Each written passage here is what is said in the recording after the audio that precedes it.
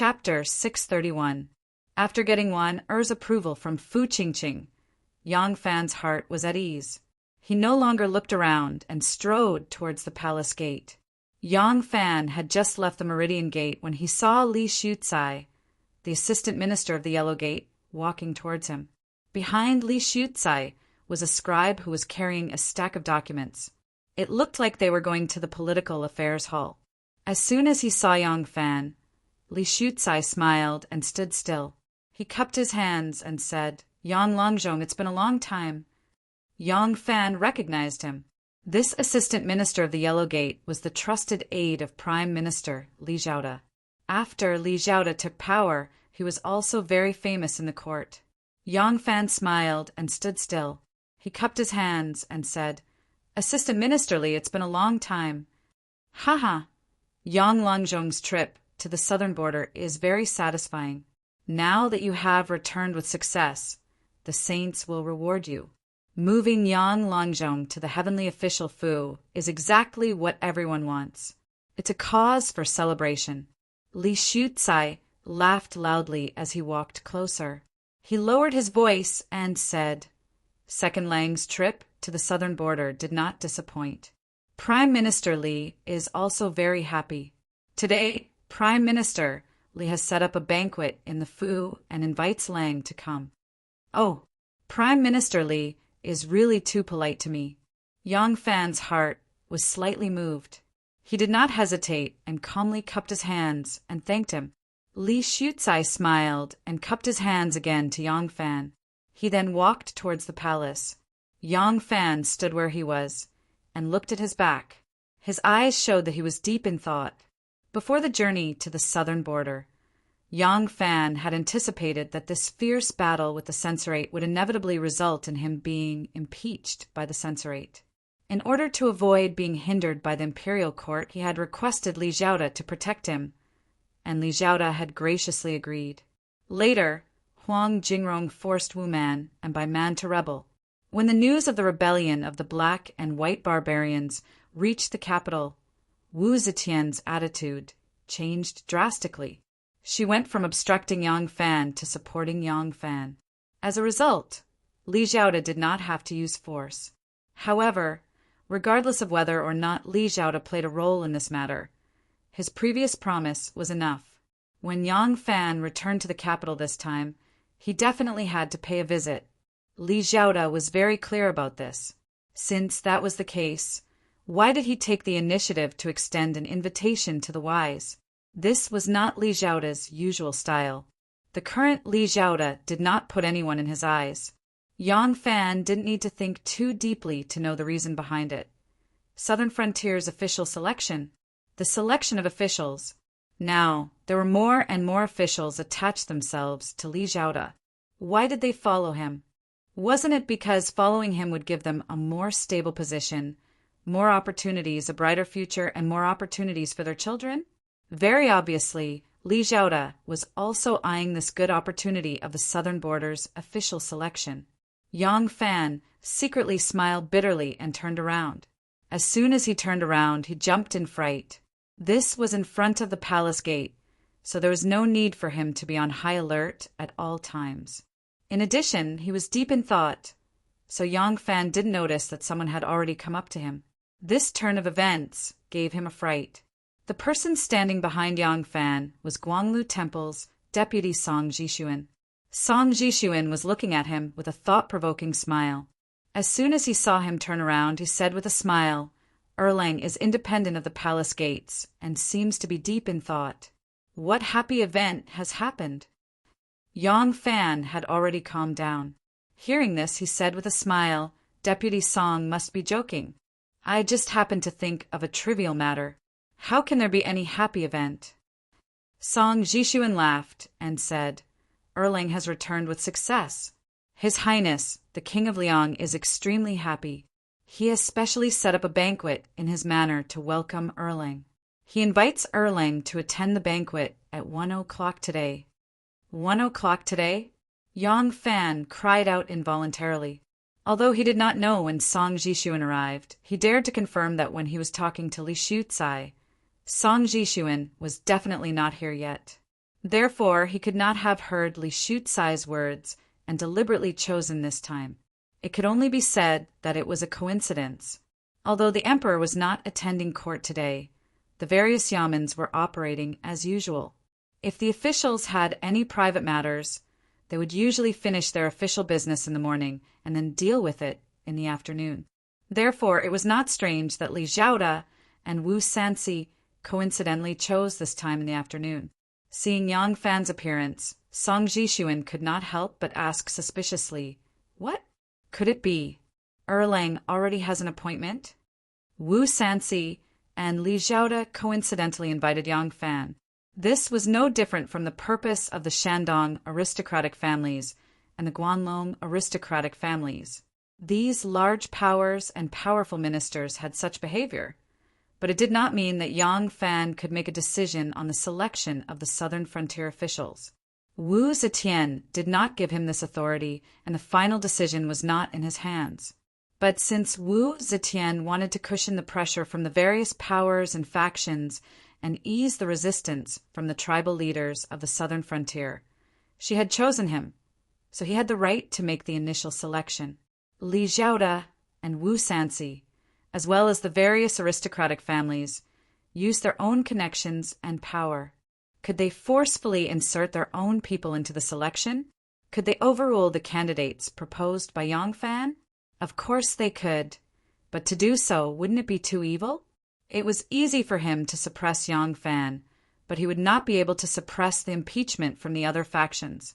Yang Fan could not do anything to them, but the other powers would have sufficient reason to impeach them for using their power to overstep their authority and interfere with the selection of officials for their own personal gain. But through the candidates proposed by Yang Fan, they would be justified. At that time, they could do whatever they wanted and secretly support Yang Fan. As long as they could resist the attacks from the other powers, they would be able to achieve what they wanted, and they would not fall into a passive position from the beginning to the end. The importance of Yang Fan lay in this. Wu Sanxi and Li Xiaoda put down their differences and took the initiative to quickly invite him, because they were afraid that others would beat them to it. Of course, Yang Fan would not say that Li Xiaoda had already sent someone to invite him. The fact that he sent someone to invite him proved that there was contact, and a relatively close relationship between them. For example, Wu Qingxi could only do his best to recommend his people. He also predicted that Yang Fan would not give him special care, so he could only grit his teeth and wait to find the weakness of Yang Fan. If Yang Fan told Song Jixuan that Minister Li had already sent someone to invite him, Wu Sanxi would immediately understand. Yang Fan was connected to Li Xiaoda's faction, and Yang Fan would have one less trump card. In the future, it would not be easy for him to maintain his current status of being like a fish in water. But the truth could not be said, so how could he refuse? Whether it was Li Xiaoda or Wu Sanxi, if they refused the invitation, they would definitely offend someone. Just as Yang Fan was in a dilemma, suddenly there was the sound of horse hooves coming from afar, galloping towards them. Galloping horses in front of the palace, unless it was an urgent military report, was almost impossible. Which official or noble would not know to restrain their horses and gallop in front of the palace? Could it be that something big had happened at the border? Yang Fan and Song Jixuan were a little surprised. They turned their heads together and saw that the approaching person was not a military courier with a triangular flag on his back, but a monk with a bald head and a large robe. The monk galloped wildly on the horse and scrupulously. There were only a few people in front of the palace. He saw Yang Fan at a glance and immediately grinned. He laughed and shouted, "Brother Hong Lu, I trust you have been well since we last met." Brother Hong Lu. Yang Fan was overjoyed. He quickly excused himself to Song Jixuan and quickly walked up to greet him. When the horse came close, Hong Lu hurriedly pulled the reins and jumped off. He laughed and gave him a tight hug. "Brother Hong Lu, we brothers all know about what you did in the southern frontier. Good job. You did not lose face for our White Horse Temple. Under Master Xue's tutelage, one must have an insolent spirit. Whoever dares to go against us We will teach them a lesson." Hong Lu's eyebrows danced as he said this, and he heavily punched Yang Fan's chest. It seemed that Yang Fan had killed 2 imperial envoys in the southern frontier, causing the other imperial envoys to be imprisoned after returning to the capital, was really to this ruffian monk's liking.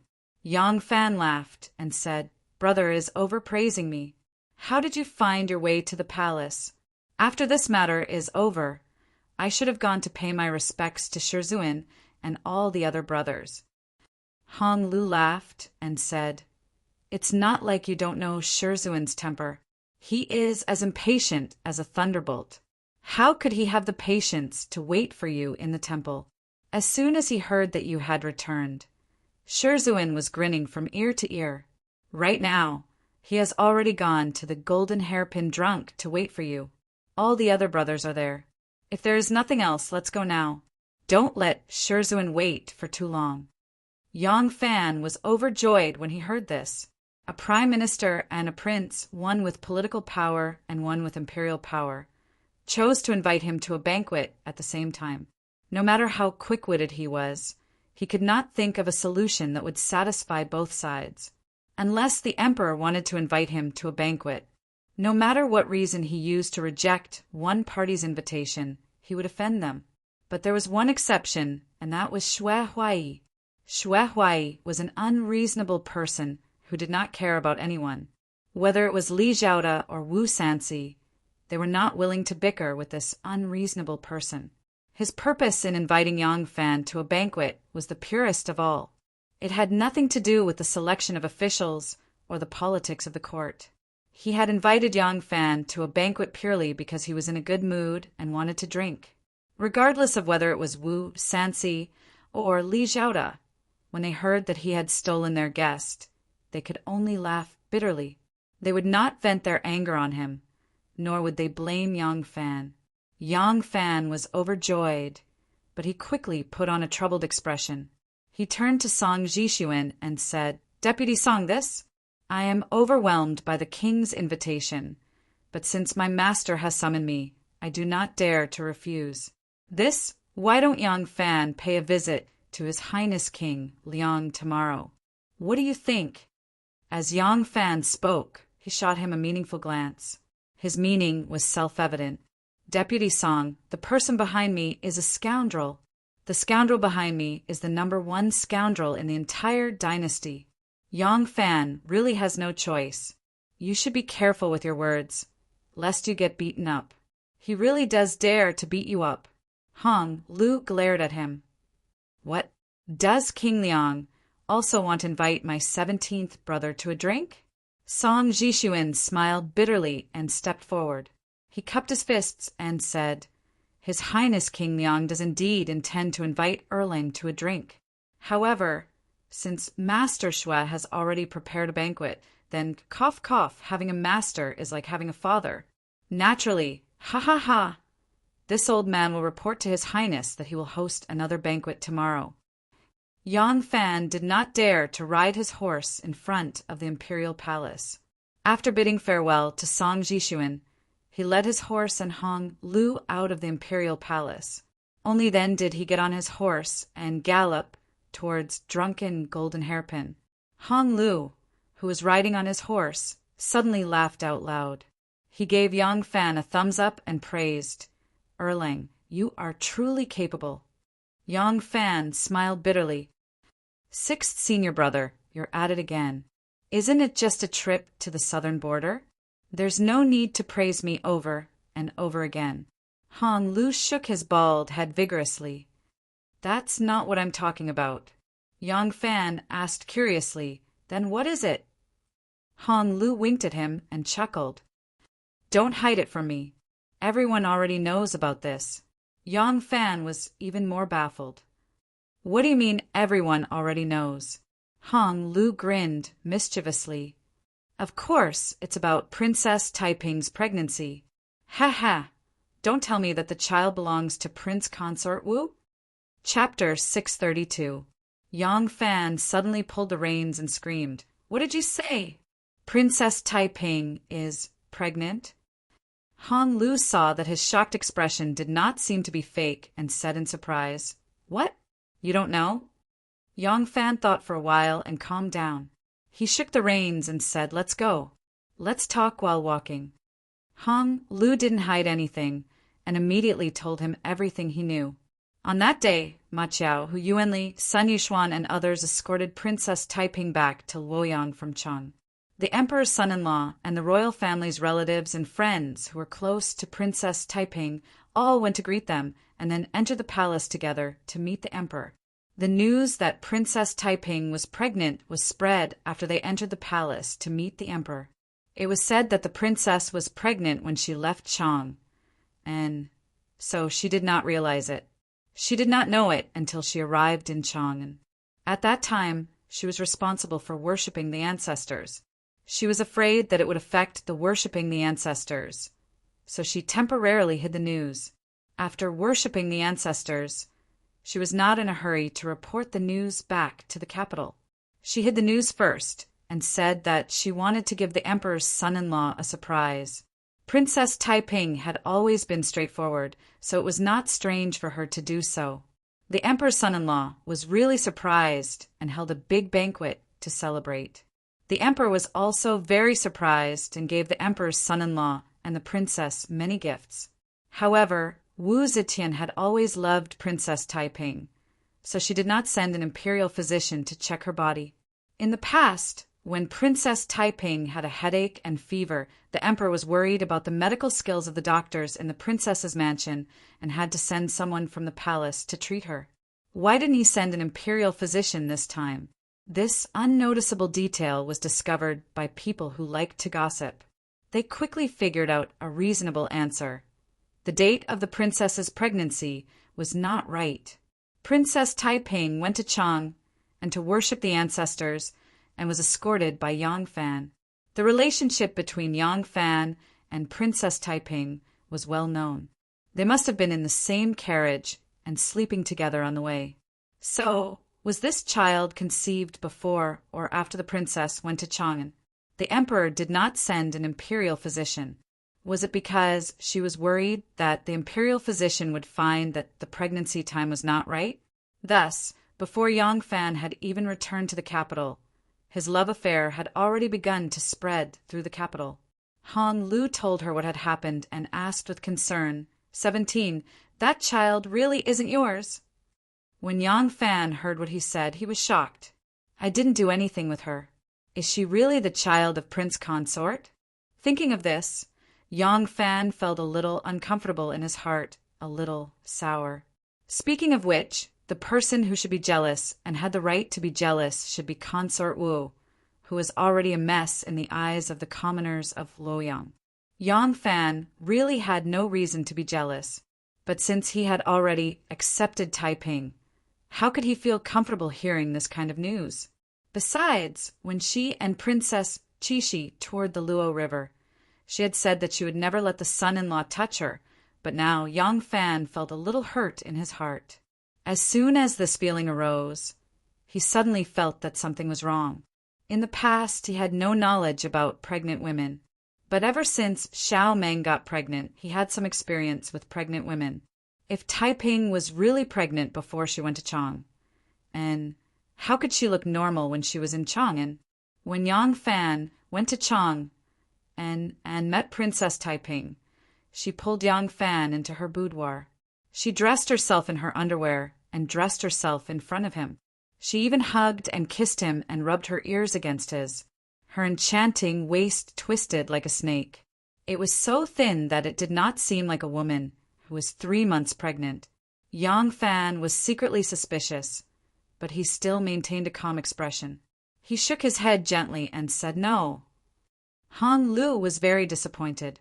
He had heard the rumors and was sure that the child Princess Taiping was pregnant with was his junior brother's. His junior brother had an ordinary background like him.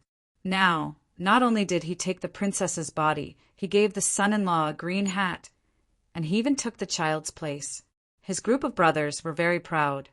Hong Lu did not give up and asked, 17, "Are you sure that this child is not yours?" Yang Fan laughed dryly and said, This matter the princess has never told me. You know, I am very busy. This matter, I have to ask her before I know." Hong Lu was overjoyed and said, "Then you must ask quickly. You must ask clearly. Before you ask clearly, don't be in a hurry to deny it. This is a great thing to be proud of. If you deny wrongly, you will spoil the mood of your brothers. He, to tell you the truth, Master also praised your ability." Lu Dao Lane was located in the southeast corner of Luoyang. It was far from the center of Luoyang and had fewer residents. However, the scenery here was beautiful, and the land and housing prices were not high.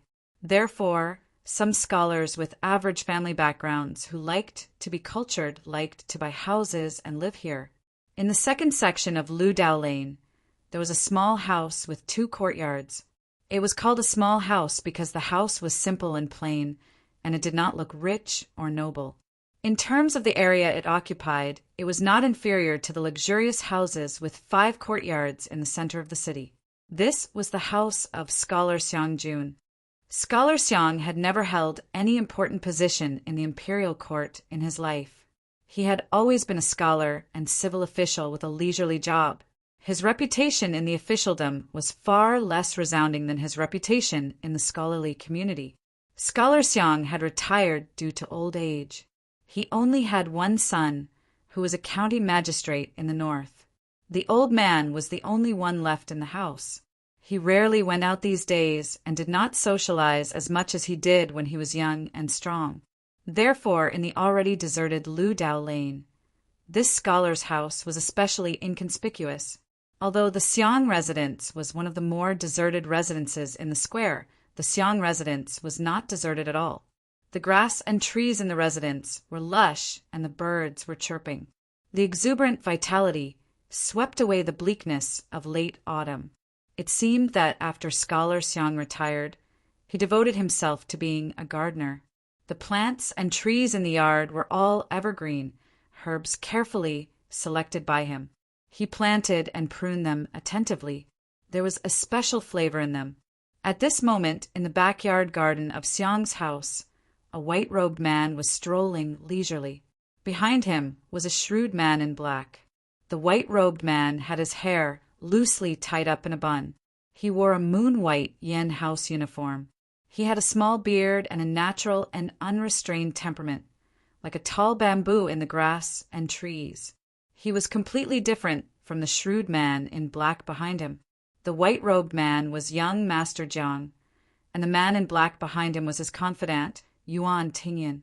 The place where young Master Jiang was now had nothing to do with the succession hall. The owner of this place was Scholar Xiang. Scholar Xiang's only son was a county magistrate in the north and was secretly supported by the Lu family. The relationship between them was not known to the outside world. In the past, young Master Jiang had never had any contact with County Magistrate Xiang or his father, so this was an absolutely safe place. No one would have thought he was hiding here. Yuan Tingyan reported in a low voice, "When the court built the 3-yang imperial traveling palace for the emperor, we started to interfere.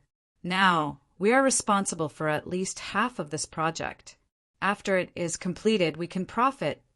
Young Master Jiang interrupted his words and asked, "Is Xianzong responsible for this project?" Originally, he was Xianzong and Xianzong was him, but now it was not. The current Xianzong sect master was Yang Fan, and he was a distant nephew of Scholar Xiang who had already retired. He had gone to Jing to prepare for the spring examinations next year. So what he meant when he asked this question was whether or not other people in Xianzong knew or participated in this project. Yuan Tingyun hesitated slightly and then responded in a low voice, "Yes." Young Master Jiang said decisively, then abandoned it. "Our people cannot interfere again in case they follow the clues and find our tracks. Remember, we have to cut our wrists." Yes, Yuan Tingyun thought of that large sum of money and his heart ached. In order to obtain this project, young Master had put in so much effort. Now, Yang Fan was reaping the fruits of his labor. Thinking of this, he was especially unwilling. He couldn't help but ask, Should we do something? Our people have just retreated. They haven't had the time to erase our tracks. If we act now, we can. No. Young Master Jiang decisively refused. He thought for a moment and then smiled faintly. He said, disdainfully, the succession hall was built by me. It is my blood and sweat. It is my son. I have to leave something for Yang Fan. I can't let my son starve to death. The person he wanted to deal with was Yang Fan, not the succession hall. In his heart, Yang Fan was Yang Fan. The succession hall was the succession hall. The succession hall was his heart. Yang Fan was the one who took it away. He wanted to defeat Yang Fan and take back his heart. Therefore, he couldn't deal with Yang Fan by hurting the succession hall. He would get back what belonged to him sooner or later. Everything he was doing now was for this purpose. Of course, he couldn't destroy the foundation of the succession hall to deal with Yang Fan. Moreover, he was no longer the master of the succession hall. It was impossible for the succession hall to not take precautions against the things he had done. Why should he be a villain? However, once Yang Fan controlled the succession hall, he would have great power. At that time, it would be even more difficult to deal with him. From this, it could be seen that although young Master Jiang was defeated in person, his heart was not defeated, and his confidence was not destroyed. Young Master Jiang was silent for a moment and asked again, "What else is completely in our hands now?" Yuan Tingyun became spirited and said, "We can't hide those businesses that can bring long-term benefits from the succession hall's eyes and ears.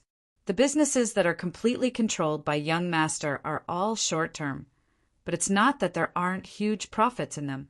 For example, Wu Sansi built Tianshu. This project is undertaken by us. The bronze and iron used for Tianshu is the total output of the Tang dynasty in the past 2 years. Moreover, there are smelting, casting, forging, and other matters. We can profit from them." Young Master Jiang regarded the succession hall as his personal underground kingdom. But the aristocratic families didn't think so. He couldn't control all the people in this succession hall. He had his own confidants. He wanted to control these people firmly in his hands, so the resources allocated to them couldn't come from the succession hall. Therefore, he used the succession hall to hand over some businesses to his own people. Now that he had been deposed, these secret businesses had become his only source of income. Of course, he could ask the Liu family for help, but young Master Jiang had always been proud. Now that he had lost so badly, before he took back his position as sect leader, he didn't even want to see a single member of the Liu family. How could he shamelessly ask the family for help? Young Master Jiang said in a low voice, "Good. What should be given up, we have to give up. What is in my hands, we have to hold on tightly. Right now, we really need money." Young Master Jiang took a deep breath. He raised his eyes to look at the blue sky and said slowly, "The selection of officials in the southern border is the first thing that Yang Fan will do after becoming the leader of Xian sect. I hope that this will be the last thing he will do after becoming the leader of Xian sect." Haha, to rise because of this matter, to die because of this matter for him. There's cause and effect, a cycle. Chapter 633. Xue Huai was very happy to see Yang Fan. His fellow disciples were also very happy to see Yang Fan. They were indeed a group of ruffians who stole and fought, but to their own people they were a group of loyal men. In their eyes, Yang Fan was one of their own. Not only were they close to Yang Fan, but they also saw Yang Fan as their pride. Not only them, but to Xue Huai it was the same. Xue Huai was becoming more and more frustrated. He could no longer hide his fall from favor. Although he never mentioned this matter, he was very clear that this matter could no longer be hidden from anyone. Zhou Ju dared to impeach him and interrogate him because of his pride as an imperial censor, but it was also because he knew that Xue Huai had fallen from favor. Among those who came from the White Horse Temple, only Yang Fan was rising step by step. His reputation was becoming more and more resounding. Now, Yang Fan's reputation in the imperial court was already above his. If he had not fallen from favor, perhaps he would have been a little jealous. However, in this situation, the rise of Yang Fan was entrusted with all of his ideals and hopes. He did not want to borrow anything from Yang Fan. His power came from the harem, so Yang Fan could not help him in any way. However, today, when the White Horse Temple was gradually declining, there was still Yang Fan who outshone others. This more or less gave him some comfort. When Yang Fan saw Xue Huai and the other ruffians, his heart was also very happy. He had many friends, but no matter what kind of friends he had, these banquets and gatherings must have a deeper purpose. Only this group of people from the White Horse Temple, their only purpose was to gather, drink, and laugh. When he was with them, Yang Fan could let go of all his schemes. There was only relaxation, only satisfaction, and only wine. Half drunk, Yang Fan keenly sensed that Xue Huai had something on his mind. He was still laughing like a great bell, still wild and unruly, but the uneasiness and despair hidden deep in his bones could be concealed from Yang Fan's careless fellow disciples, but not from Yang Fan. Yang Fan knew very well that Zhang was becoming more and more favored. Xue Huai was already an empress who had not yet been thrown into the cold palace but had already fallen out of favor. It was just like the Empress Wang, who had competed with Wu Zetian for favor back then and knew that she would definitely lose, but was not stripped of her title of empress. Xue Huai's current cheerful demeanor and domineering attitude were all to conceal the fear in his heart. Although Yang Fan could see through Xue Huai's thoughts, he couldn't offer any advice.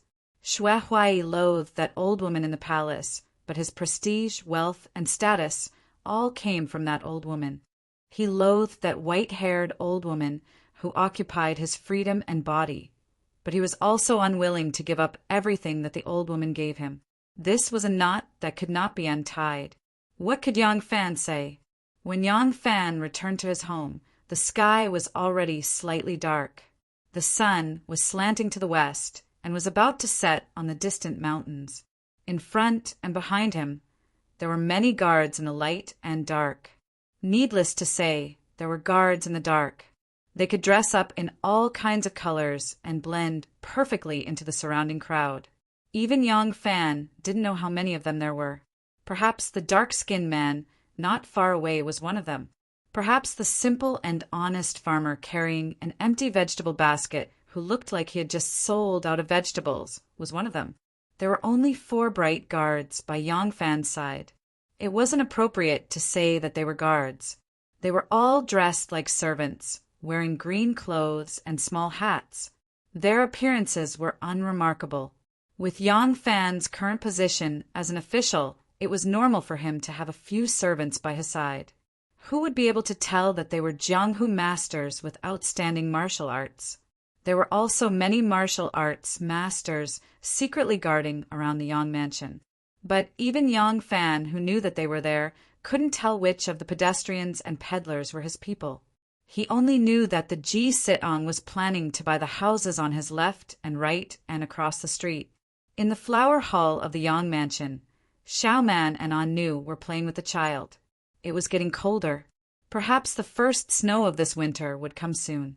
Except for the warm weather in the afternoon, when they would take the little fellow out to bask in the sun.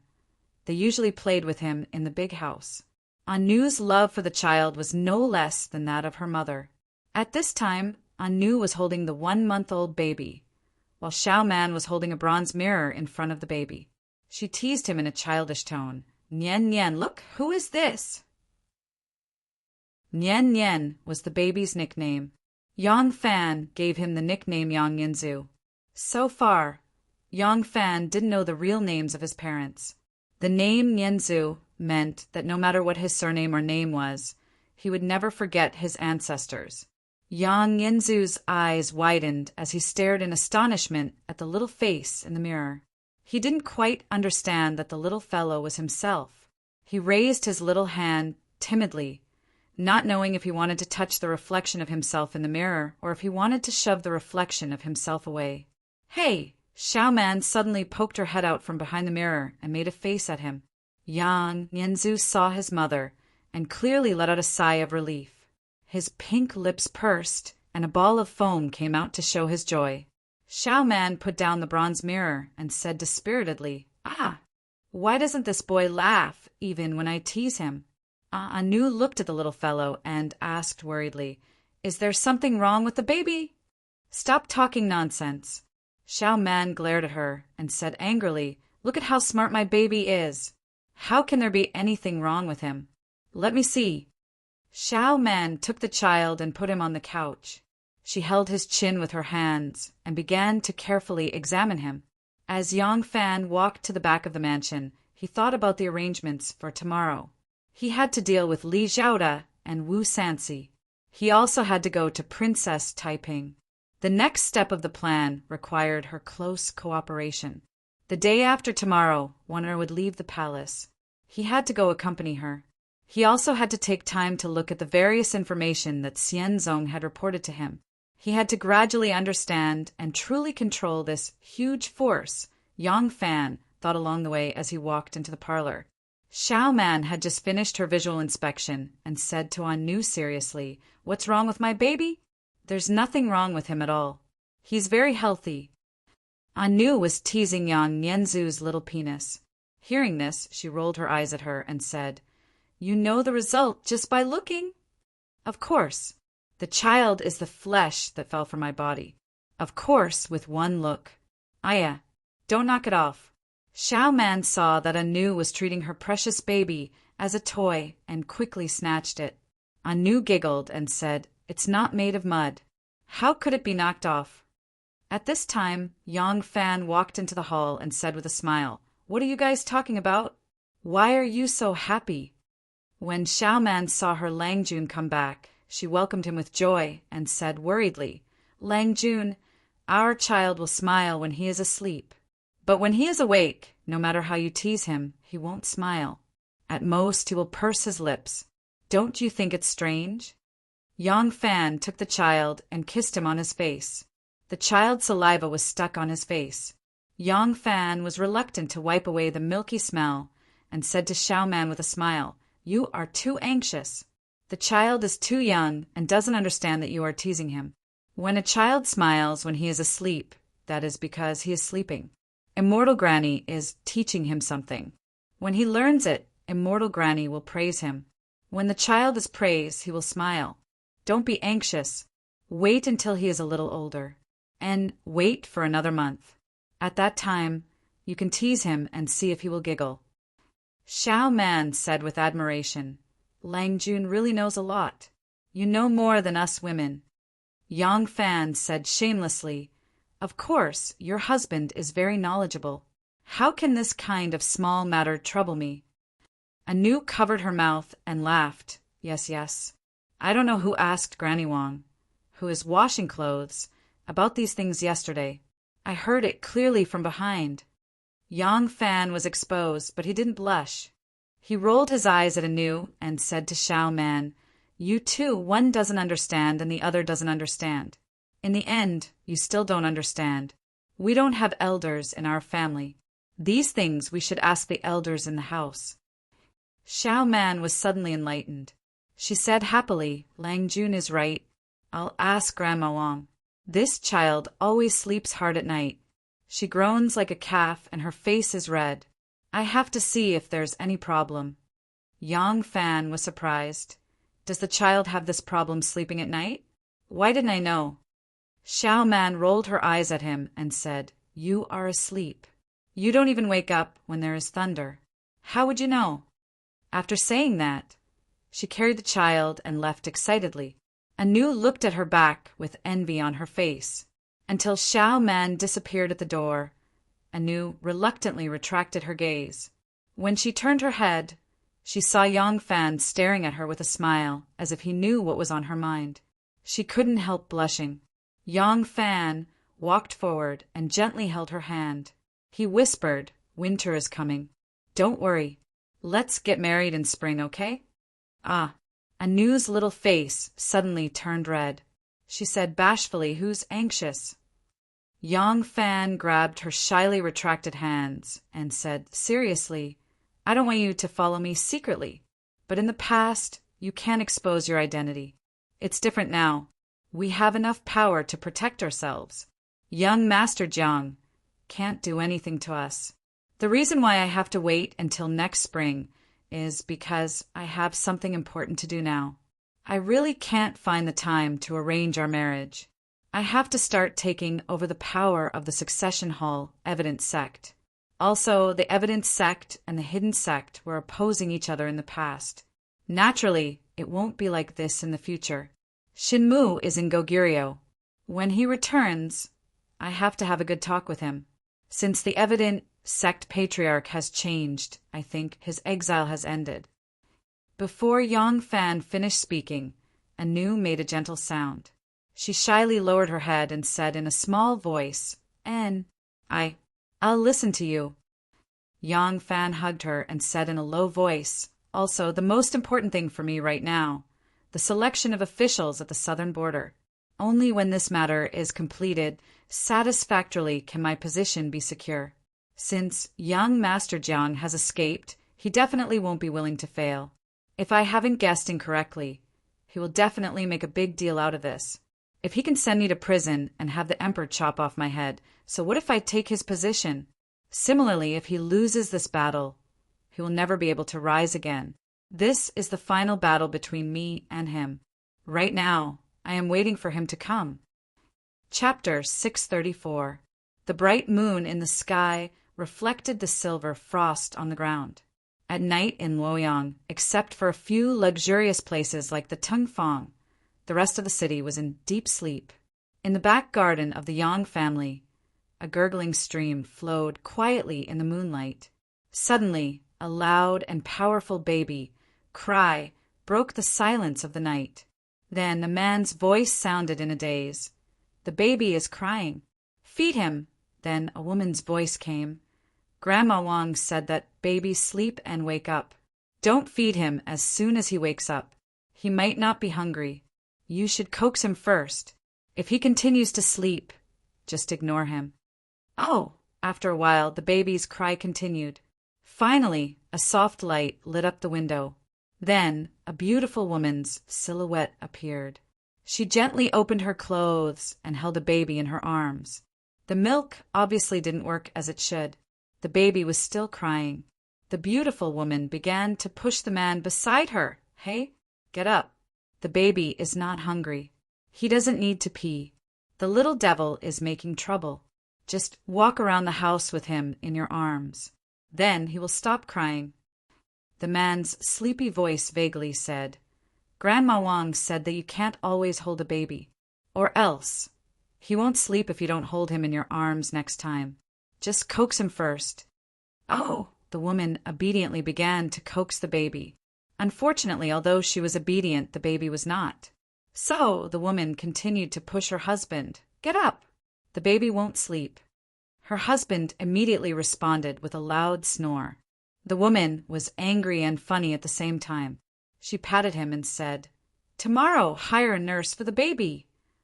The snoring man immediately responded, I already said that I would hire a nurse. It was you who couldn't bear to let others take care of him. You insisted on doing it yourself. I knew you were pretending to sleep. Get up and coax the baby. Phew, phew. On the same night, the autumn moon in Chang'an was as bright. Chang, and which was similar to Luoyang, was like a chessboard bathed in the moonlight. The only difference was that there was no Luo River on this chessboard. But the same thing was that Yongkang Square was also like Luoyang's Gentleness Square, with luxurious music and dazzling lights. Under the moonlight, there was a secluded courtyard. There was a house in the courtyard, and the lights were still on. Outside the wall, the night watchman banged his clapper as he walked past. It was already past the third watch period. A woman was lying on her back on the couch. Her fair skin was exposed, and half of her plump chest was exposed under her half-covered undergarments. Her soft and beautiful curves and her soft and beautiful complexion were rippling with a gentle and beautiful charm. An old woman sat beside him. Her face was full of wrinkles, like the bark of an old tree that had lived for hundreds of years, rough and wrinkled. The skin on her hands was almost as rough and loose, but her grip was still strong and steady. She gently pressed the ribs of the beautiful woman who was lying on her back, and a relieved smile slowly appeared on her old face. He had already recovered, but he still couldn't move his fists and legs for the past few months. However, he could already walk and move like a normal person. "Girl, you are really lucky." The woman gently pulled down her clothes to cover the spring scenery in front of her chest.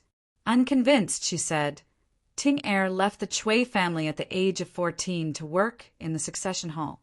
After so many years, I have never suffered a fatal injury with the skills that have been passed down in my family. This time, if it wasn't for my own people attacking me, I wouldn't have been able to defend myself." "How could I?" The old woman's wrinkles spread out as she smiled. She poked her forehead and said, "Girl, you like to win, just like when you were young." The woman tied her belt and sat up. She asked, "Granny, did you find out about the news I asked you to find out for me?" The old woman nodded and said, "I have already found out that the new sect master is called Yang Fan. He is a young man who was very famous in Chang, and a while ago, it is said that he has an unclear relationship with a girl from the Duga family. However, after he became the sect master, he brought his wife and son back to Chang'an." "Gu Zhuting," cried out involuntarily Yang Fan.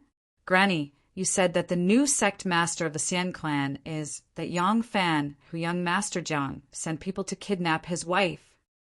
The old woman said, "Yes, it is him." Gu Zhuting said in shock, "I didn't think that he would become our new sect master." When Gu Zhuting said this, her voice suddenly paused. When she looked at the old woman again, a strange expression floated onto her face. "Granny, you said that he brought his wife and son back to Chang'an? It's a son, not a child." The old woman laughed and said, "Isn't a newborn child a child?" Gu Zhuting hurriedly shook her head. "No, I mean there is only one child."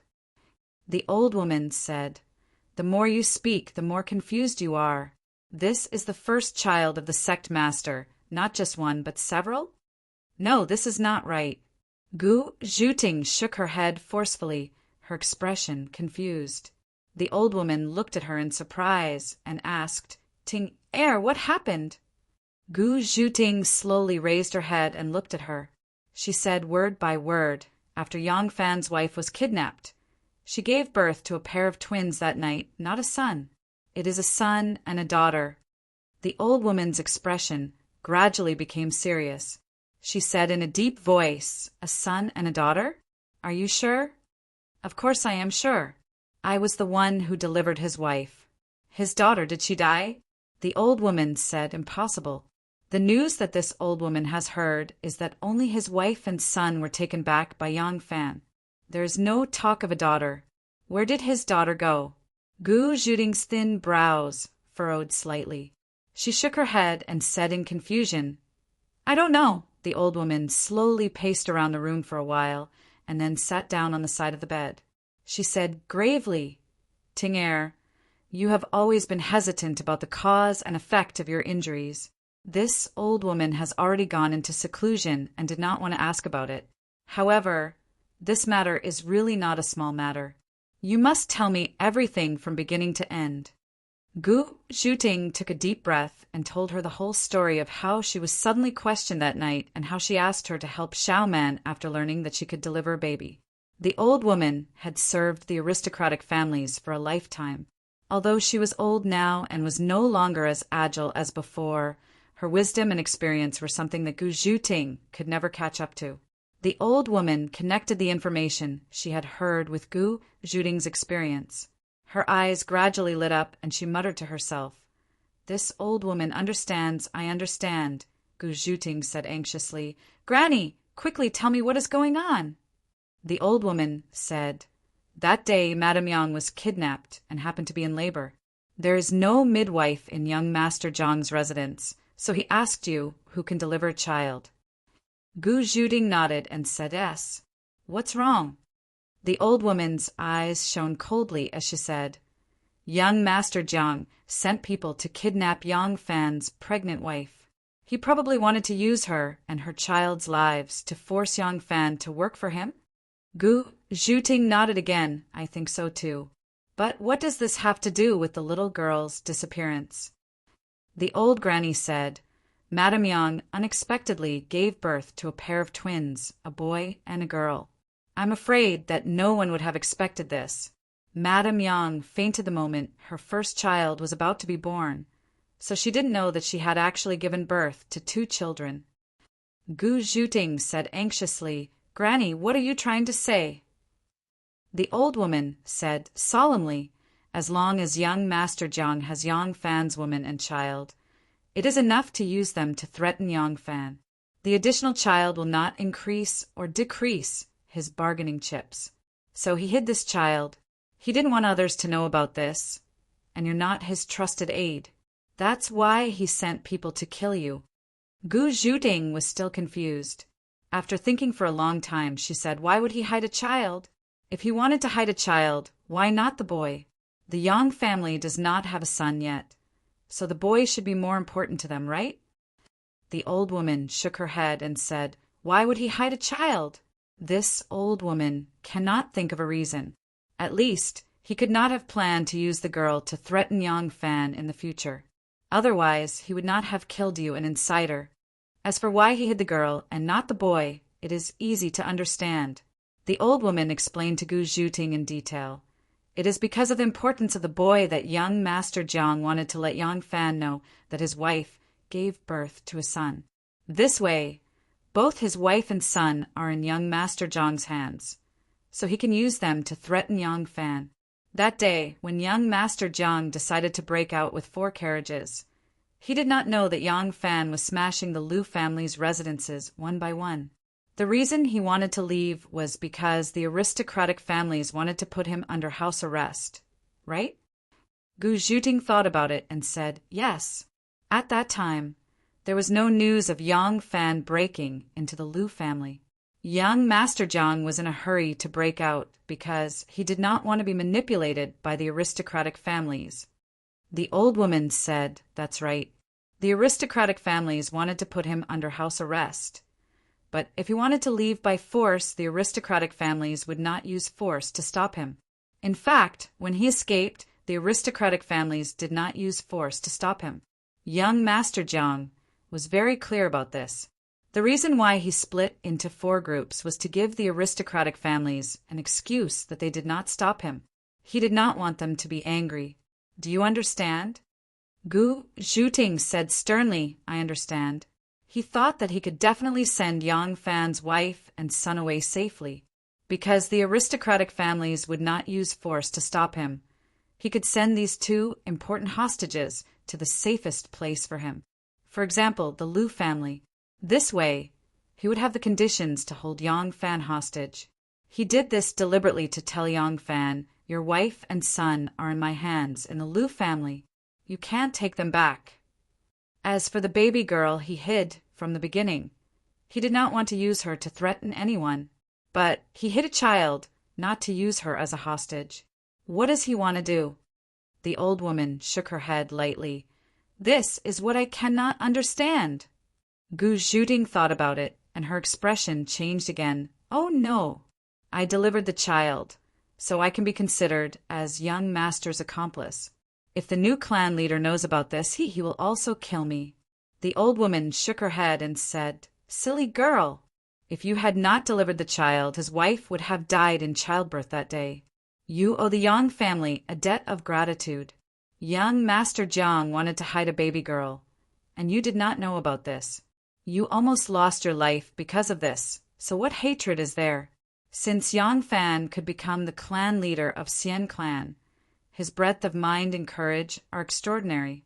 He would not take his anger out on you. But the old woman took a deep breath and said in a deep voice, Girl, you cannot slowly heal. You have to go to Luoyang immediately and tell him about this. If you hide or drag this matter, you will offend both the new and old clan leaders. At that time, there will be no place for you in this world. Chapter 635. Li Xiaoda walked out of the myriad divine palace and straightened his back, feeling a deep weariness. Compared to those old prime ministers who were easily in their 70s or 80s, the 60-something-year-old Li Xiaoda could be considered a man in the prime of his life. But with the entire world pressing down on his shoulders, he still felt somewhat powerless. Many matters were discussed in today's court session, but the first matter was particularly important. This was the achievement that Wu Zetian was most proud of, the recovery of the 4 garrisons of Anqi. This achievement was the most glorious achievement of the Wu Zhou dynasty. Thus, Wu Zetian had not been stingy in publicizing it and rewarding it.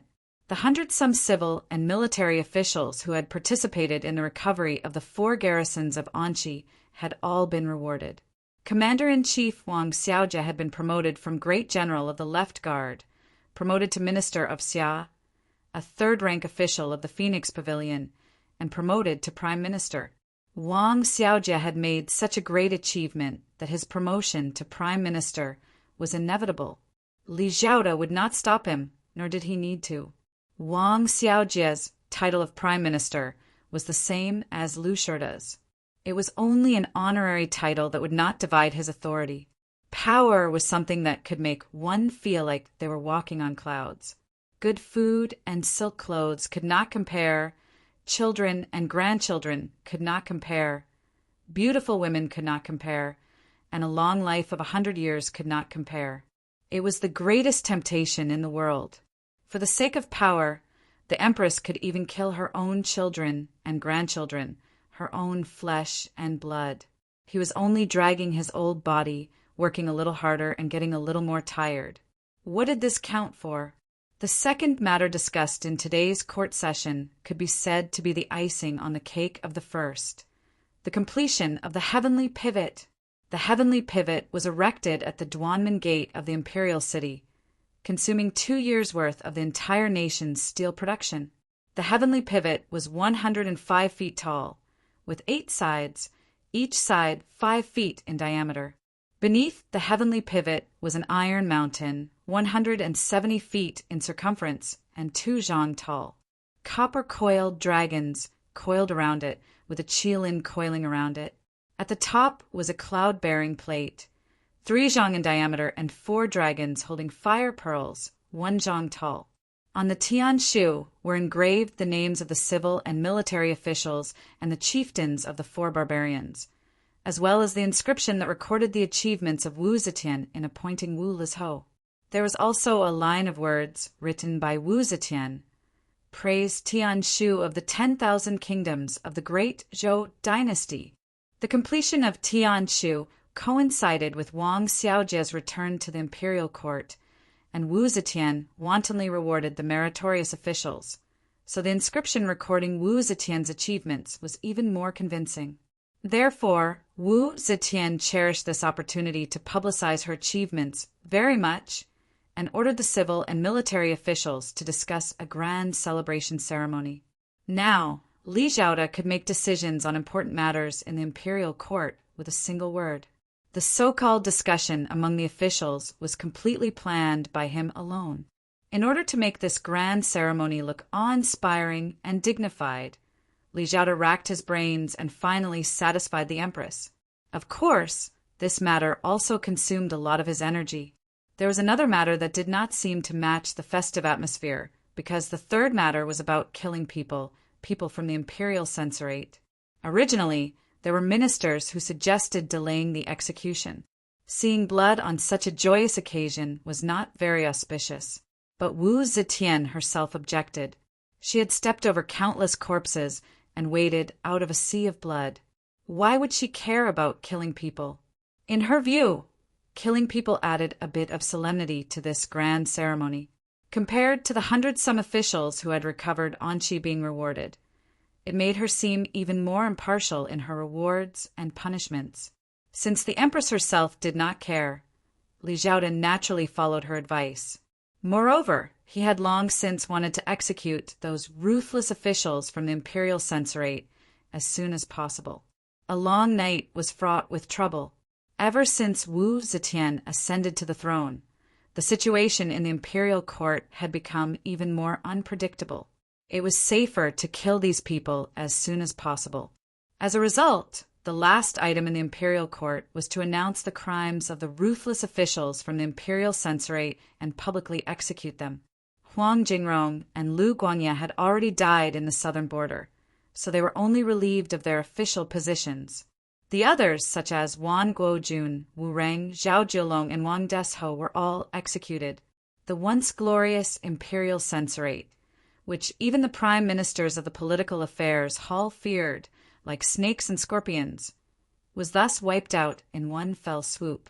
All the civil and military officials of the imperial court celebrated. It was as if the cruel politics of the Wu and Zhou dynasties had come to an end with the deaths of these people. The criminals were paraded through the streets and then dragged to the 3 cities of the north, south, and east for public executions. They were also abandoned for 3 days. The execution grounds of the north city were crowded with people. Most of those who had been persecuted by the imperial censorate were from the families of officials. Even though the ruthless officials of the imperial censorate had been executed for extorting the barbarians of the southern border and framing the vagabonds, and their crimes would not be vindicated, some of their family members, relatives, and friends in the capital still surrounded the execution grounds and set up incense tables. They lit incense sticks and burned paper money, waiting for the moment their heads fell to the ground to console the souls of their deceased loved ones in heaven. Among the many incense tables of various sizes set up for the wronged relatives, there was a small and unremarkable incense table. A boy and a girl, dressed in mourning clothes, were kneeling in front of the memorial tablets. They were the son and daughter of the Panzhou provincial governor Feng Juanheng, Feng Yuanyi, and his older sister, Feng Min Er. Feng Min Er had originally been imprisoned in the musical house and served as an official slave. Now that Feng Juanheng's case had been vindicated, she was released. She was also taken by Yang Fan and temporarily placed in his home. Today, the imperial court publicly executed a group of ruthless officials. The 2 siblings also came to the execution grounds and set up incense tables for their loved ones. The execution grounds were very quiet. Not a single sound could be heard. Even the cold and stern voice of the executioner could be heard clearly by everyone present. When the executioner raised the executioner's saber high, the entire place was even more silent. It was as if one could hear a pin drop to the ground. The saber rose and fell. A cold light brought a rain of blood. As the saber fell and the rain of blood rose, it was as if the gates of hell had been opened on the 15th day of the 7th month. Shrill and horrible cries quickly filled the entire place. Countless people burst into tears and wailed. They were not crying for the ruthless officials who had been executed, but for their dead relatives. The enemy has finally been beheaded.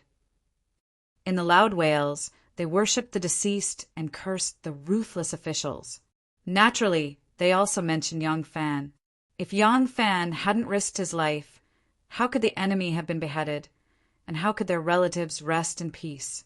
However, when they set up the memorial tablets and kowtowed to their benefactor, they didn't expect that Yang Fan was standing among them. Dressed in black, Yang Fan stood behind Feng Yuanyi and his younger brother.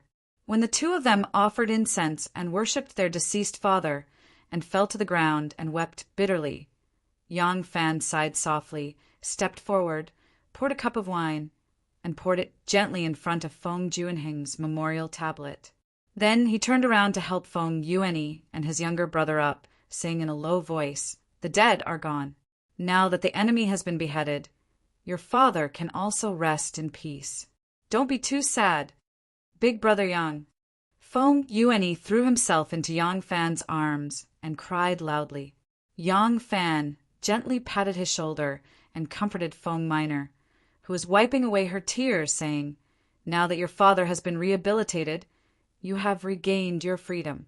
In a few days, I will send a carriage to send you back to Lingnan." When Feng Yuanyi, who was crying bitterly on Yang Fan's shoulder, heard this, he opened his mouth to speak. But then he saw his father's memorial tablet.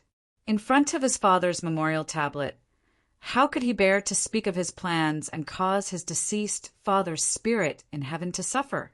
The words that were about to come out of his mouth were swallowed back. Li Xiaoda returned to the political affairs hall. There were 2 tall stacks of documents waiting for him. Li Xiaoda had been standing in the imperial court for the entire morning. His heels were aching, so he ordered a young servant to fetch a bucket of hot water, took off his official boots, and put his feet into the bucket of hot water. Only then did he heave a long sigh of relief. Although there were many documents on the table, he did not feel bored at all. On the contrary, when he saw the high stacks of documents, he felt an inexplicable excitement in his heart. Every document was a piece of power. Perhaps it was someone who had performed meritorious deeds and should be promoted, or someone who had broken the law and should be severely punished, or a place that had suffered a disaster and should be allocated money for disaster relief, or a place that needed to be allocated funds for infrastructure construction. Everything was decided by him. There were medicinal herbs in the water, which seeped into his skin along with the hot water, activating his blood vessels. As he read through the memorials, his mind was also floating, and he felt a strange sense of pleasure. Diligent in politics, daring to take on tasks. He is my right-hand man and cannot be separated from me even for a moment. This was the Empress's evaluation of him. He did not know how many documents he had read, but Li Xiaoda's presbyopia eyes were already filled with tears, and his old waist was so sore that it was about to break. He had to put down the documents regretfully and asked a young servant to bring a wet towel to wipe his face. He pulled his feet out of the already cold wooden bucket, put on a pair of high tooth clogs, and wanted to go behind the screen to let the young servant massage his shoulders and back. As soon as Li Xiaoda got up, a young servant walked in lightly, bent down, and reported, "Prime Minister Li, the new imperial officer, Yang Fan, wants to see you." Oh, Li Xiaoda was not moved at all, as if he had already known that Yang Fan would come. He walked behind the screen as usual and lightly ordered, "Let him in." Yang Fan followed the young servant into the political affairs hall, but did not see Li Xiaoda. Yang Fan slightly raised his eyebrows, and the young servant did not stop walking. He walked to the side of the screen, looked back at him, and gestured for him to follow. Yang Fan smiled knowingly and stepped forward to follow. He walked around the screen and saw a space surrounded by a painted screen with a bed in the middle and a stick of sandalwood burning at the head of the bed. Li Xiaoda had loosened his official robe, and his feet were bare. He was only wearing a snow-white shirt, and he was lying on the bed. A young eunuch was skillfully massaging him. Li Xiaoda's chin was resting on the back of his hand, and his eyes were closed. He did not open his eyes even when he heard Yang Fan come in. Yang Fan stood still and made a deep bow to him. "I am Yang Fan, greeting Prime Minister Li." Li Xiaoda closed his eyes and said, "Oh, I wanted to invite Erling to my residence for a banquet yesterday, and unexpectedly your teacher also held a banquet to welcome you. Today I am busy with work and have no time to drink. I was planning to invite Erling tomorrow. Why are you here now?" Yang Fan smiled politely and said, "I am not worthy of Prime Minister Li's invitation. I just returned to the capital yesterday, and after seeing His Majesty, I wanted to visit Prime Minister Li. Unexpectedly, my teacher has not seen Yang Fan for a long time, and in his joy he has already held a banquet at the Drunken Golden Hairpin, so I delayed my visit until today." "Ha ha!" Li Xiaoda laughed loudly, opened his eyes, and looked at Yang Fan with a smile and said, "Erling has returned to the capital this time and has been promoted to Heavenly Official Doctor and has the right to know Heavenly Official Assistant Minister. Congratulations." When Yang Fan heard this, his face immediately turned bitter. This lowly official's words carry little weight. As a new official, I have no foundation to speak of. This small bamboo raft has to be weighed down with a heavy burden. This lowly official is worried that it will sink. Li Xiaoda raised his white eyebrows and glanced at him with interest. even the cruel officials of the imperial censorate, who are feared by all the civil and military officials like snakes and scorpions. Erling is not afraid. Why is it difficult to be heavenly official assistant minister? Yang Fan shook his head and smiled nervously and shook with grievance. The sharp teeth and claws of those cruel officials of the imperial censorate can be seen, and can be felt, and cannot be considered powerful. But the position of heavenly official doctor is different, especially in this southern border official selection storm. The undercurrent is turbulent, dangerous, and unusual. One careless mistake, and one's body will be smashed to pieces. If not for Prime Minister Li's protection, how would I dare to be the one who rides the waves? Chapter 636. Ha ha ha, Li Xiaoda laughed again. This time his laughter was much more carefree, and it was clearly different from the laughter just now. He waved his hand, and the young servant behind him retreated to the side. Li Xiaoda turned over and sat up. Yang Fan quickly went forward to support him. The young servant helped Li Xiaoda put on the high-tooth wooden clogs, and Li Xiaoda stood up. His Majesty made you a heavenly official minister, the assistant minister of the heavenly official. His intentions are self-evident. Young people, you should be more responsible. Don't just think of asking others for help when you encounter a problem. Li Xiaoda said with a smile. His tone was cordial, and his attitude was benevolent, like a family elder teaching his own nephew. Yang Fan's words just now were clearly expressing his loyalty to him. Li Xiaoda was pleased, and his attitude towards Yang Fan became more intimate. When he first learned of Yang Fan, he only felt that this young man was too impulsive and not capable enough. He was dismissive of his actions of presiding over the Ministry of Justice's challenge to the imperial censorate. When Yang Fan broke into the door and angrily rebuked, argued for what was right, and went to the southern frontier to stop the atrocities of those cruel officials without regard for his own future, he felt a bit more admiration for this young man. But admiration was admiration, and he still didn't think that this young man was anything special.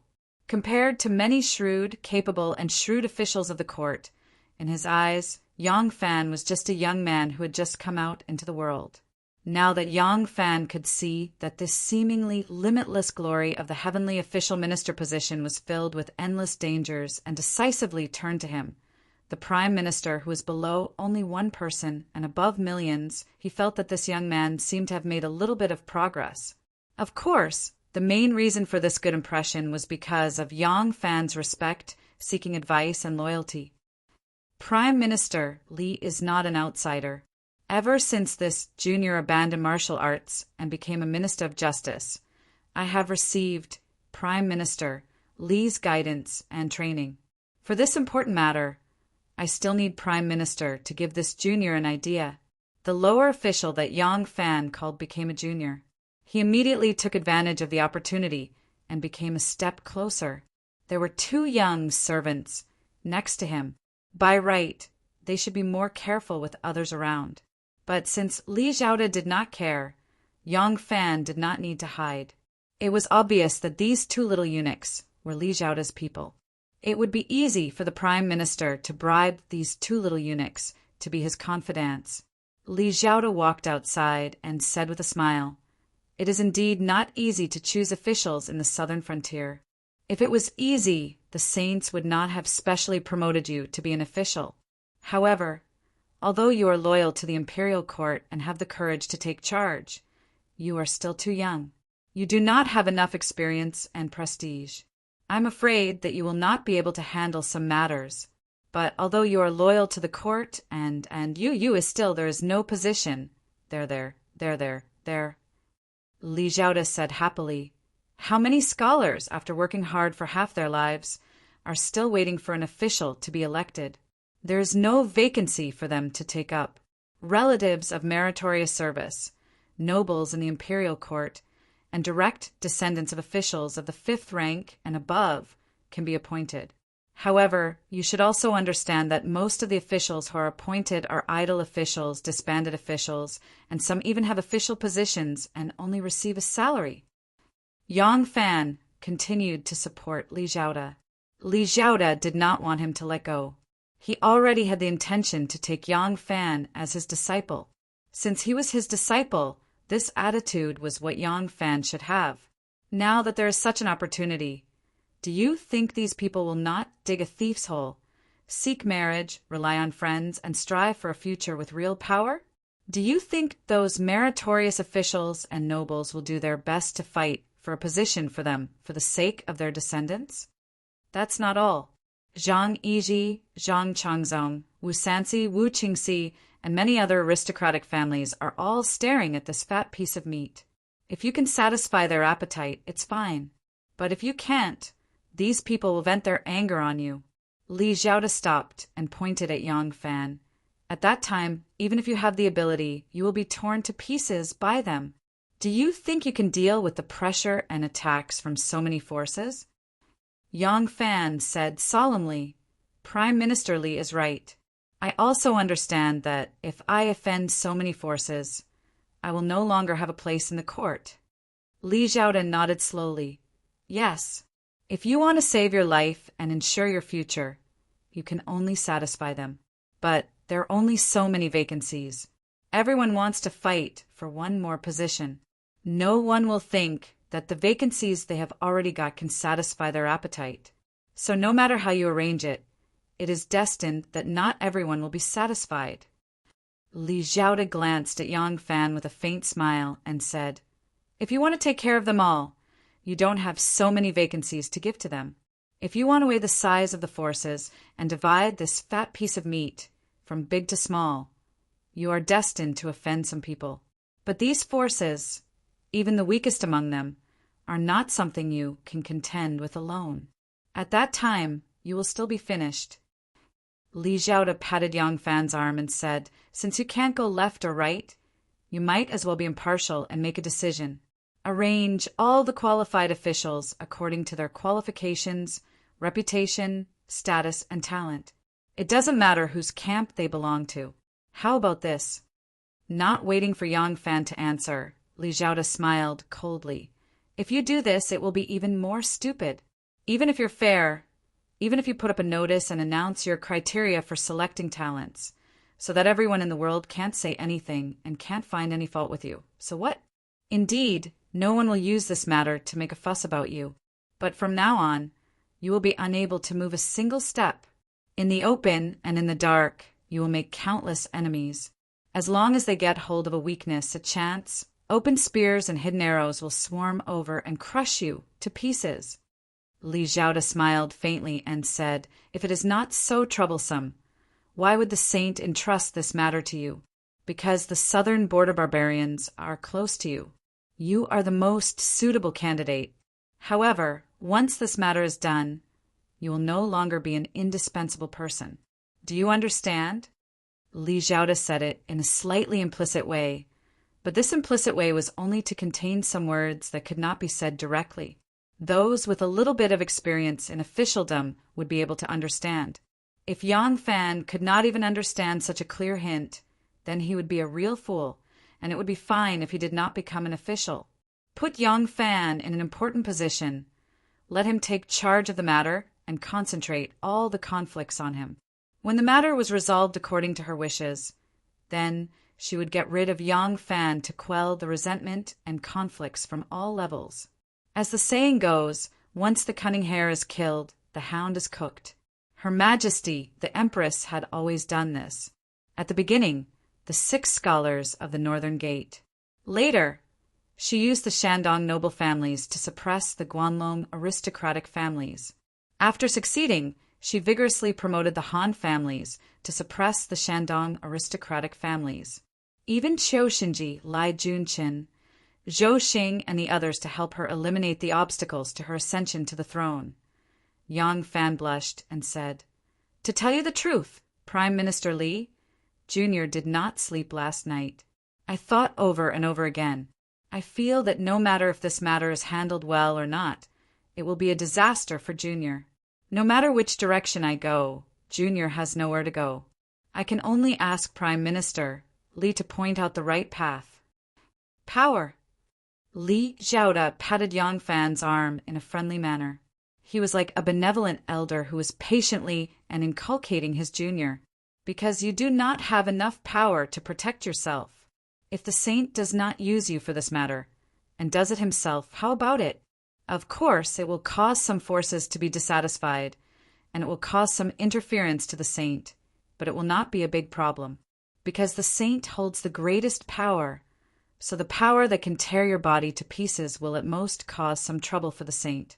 The bamboo raft that Erlang used just now is very accurate. If you are asked to carry 2 baskets of stones, you can sail it. If you are asked to carry a mountain, it will sink. Yang Fan let go of Li Zhaoda's arm and took 3 steps back. He bowed deeply to the ground and said respectfully, "A small bamboo raft cannot carry a mountain. I need to borrow Prime Minister Li's huge ship that can carry a mountain." Yang Fan exited the political affairs hall. He subconsciously looked in the direction of the palace. The 9-layered palace was like it was in the clouds, magnificent and majestic. Ming Tang and Heaven were 2 towering buildings that seemed to be as tall as the sky. They went straight into the clouds. In the heaven, there was a huge Buddha with a mysterious smile that looked down on all living beings. It still carried a kind of high and mighty serenity. Yang Fan smiled slightly and said, "Can Li Zhaoda's ship really carry this huge Buddha that is even more majestic than a mountain? It is easy to know others, but difficult to know oneself. The most important thing for a person is to know himself." Li Zhaoda was a person with talent, ability, influence, and prestige. The only thing he lacked now was self-awareness, right? Unfortunately, his thirst for power has already completely blinded his eyes. Yang Fan did not try to get close to the Hall of History. As expected, Wanner was busy in the Hall of Martial Attainment. She needed to finish all the things on hand. Tomorrow, she would start her 3-day leave to visit her mother. Of course, she would also visit him. Yang Fan only glanced in the direction of the Hall of Martial Attainment and then walked out of the palace. At the same time that he held the position of heavenly official, he had also become the master of the Xian sect. The selection of officials in the southern border was not only a major test in the court, but also a major test of whether he could sit firmly on the throne of the Xian sect. In order to perform this play well and burn the first 3 fires of a new official beautifully, he had long discussed with Ning Ku and Dugayu when he was in Chang. Now the entire plan was being carried out step by step. As expected with Li Zhaoda, next he had to deal with the demon Wu Sansi. "Sect Master, we still have not found young Master Zhang's whereabouts." When they were about to reach the Tianjin Bridge, a guard next to Yang Fan quietly reported the latest news to him. Yang Fan smiled faintly and said, "There is no need to waste too much energy on him. It would be strange if he could be easily found. When I rinse the water dry, this rock, will come out on his own. The urgent matter at hand is for our people to disassociate themselves from Tao Sifong and the old nun of Hanoi." Yang Fan had started digging a hole for young Master Jiang a long time ago in Luoyang. At that time, young Master Jiang was the sect master of the Xian sect. Yang Fan's goal was to dig out all of the power of the Xian sect in the capital, and on the surface, it was not him who had done it. Right now, the plan had to continue, but he had to make subtle adjustments. He had to remove the power that belonged to him without arousing young Master Zhang's suspicions. He could not have any more connections with those 3 swindlers. Governing a great country was like cooking a small fish, but cooking a small fish was not just governing a country. The play in Luoyang was much harder to sing than the play in Chang. Chapter 637. In the afternoon, Yang Fan returned to the Liang household. Wu Sansi of the Liang household had not done anything to help Yang Fan, but he felt extremely good about himself, and had always regarded himself as Yang Fan's benefactor. Although he had never taken the initiative to provide any help to Yang Fan, objectively speaking, he had indeed played the role of covering for Yang Fan. He and his 5 dogs had always regarded Yang Fan as one of their own. Because of this, Empress Wu Zetian mistakenly thought that although Yang Fan did not get along with Wu Qingxi, he had an extremely close relationship with Wu Sanxi. There were three main reasons why Wu Zetian had considered making Yang Fan the heavenly official doctor. First, Yang Fan had a friendly relationship with the barbarians of the southern border, and the people he selected would not be opposed by the local tribal leaders. Second, Yang Fan was hostile to the aristocratic families and was the representative of the Han race. Third, he had the brand of the Wu faction on him. This was also the main reason why Yang Fan had always maintained contact with Wu Sanxi. As long as Wu Zetian was still in power, he would not easily abandon this layer of protection. Wu Sanxi did not treat Yang Fan as an outsider. When he saw Yang Fan come to visit, he immediately led him into the small study. With a few words, he bypassed the necessary formalities and excitedly threw him a small booklet. Yang Fan opened it to take a look. On it were lines of small words. He did not know who wrote them, but they were written neatly and beautifully in small, regular script. Looking closely, he saw that it was a person's name, and behind it was their background, qualifications, and career history. The various details were not inferior to the official files of the Ministry of Appointments. Yang Fan fiddled with the booklet and asked curiously, "Your Highness, this is—" Wu Sanxi looked at Yang Fan and pretended to be annoyed. "Erlang is a clever person. Don't play dumb with me. Now that you have taken up the post and been honored as the heavenly official doctor, do you still not understand my intentions by giving you this list?" Yang Fan flipped through the booklet. There were more than 30 pages in total. Each page contained one person, which meant that there were at least 30 people. If these people were all placed in important positions, they could fill up more than half of the vacancies in the southern provinces. The reason why there was only one person per page was naturally because Wu Sanxi was considering this disciple of his. If he wanted to recommend people, he had to list a reason. This booklet recorded in detail the background, and achievements of these people. If the records were completely true, Yang Fan would not need any more information from the Ministry of Appointments and could just directly copy the booklet. Yang Fan didn't know whether to laugh or cry. "Are these people arranged by your Highness to serve as pastors?" Wu Sanxi said in a loud voice, "Of course. These people are either officials waiting to be elected, or they are small officials with no work. If they are still small officials, why send them thousands of miles away from the capital?" Yang Fan pondered and said, "If these people are all placed in important positions, I am afraid that all parties in the court will oppose it," Wu Sanxi said in a carefree manner. "All parties in the court? What side?" Wu Sanxi suddenly stood up and said in a clear voice, "You do not need to care about the aristocratic families. You do not need to care about Li Tang's royal family either. This will certainly be in line with the emperor's wishes. As for Wu Qingxi, don't worry, let me deal with him." Yang Fan asked in return, "What about Prime Minister Li?" All the civil and military officials in the court respect the Political Affairs Hall. The Political Affairs Hall only follows Prime Minister Li's lead. Although Prime Minister Li is from the Danyang branch of the Longxi Li family and is from the same branch as Duke Wei Li Jing, he is a concubine's son and was mistreated when he was young. Therefore, his relationship with the Longxi branch and the aristocratic families is not good. Now that he has received His Majesty's recognition, he has transcended the aristocratic families and formed his own faction. This is the time when he urgently needs to expand his power. Will Prime Minister Li be indifferent to these empty positions? Wu Sanxi frowned. Although he was arrogant, he was still somewhat wary of Li Zhaoda, who was even more arrogant than him. Yang Fan said again, "Moreover, although the aristocratic families are an independent force, their power is invisible and untraceable. They are integrated into the court and share weal and woe with the country. They are both a hindrance and a help. To completely separate them is as difficult as ascending to the heavens. It is easy to distinguish those who belong to the aristocratic families on the surface.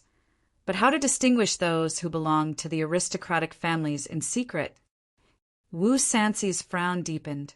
Yang Fan's tone became even more sincere. This lowly official is under King Liang's tutelage. I wish that all the vacancies in the southern border will belong to your highness and help your highness achieve great things. But has your highness ever thought that if we monopolize this benefit, the aristocratic families, Minister Li, King Wei, and Second Zhang, who is currently favored by the emperor, will not let it go easily.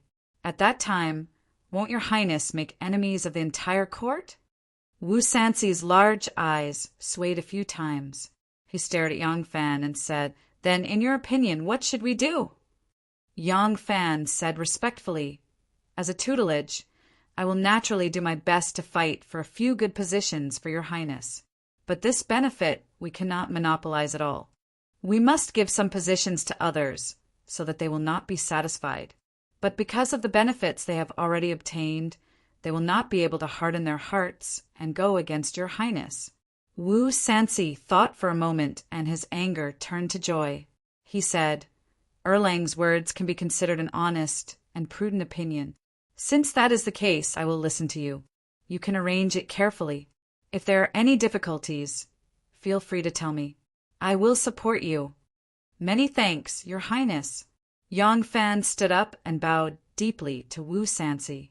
He put the register into his sleeve and said without batting an eyelid, "Then I will take my leave." Wu Sanxi said, "Hey, what's the rush? In a while, set up a banquet and have a few drinks with me." Yang Fan laughed and said, "I've just returned to the capital, and I have a lot of work to do.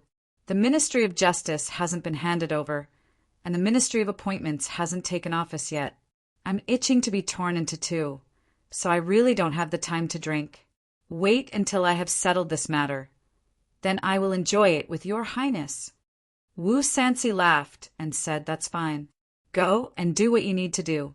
Remember, I will make all the decisions for you. Just be decisive and do not worry." Yes.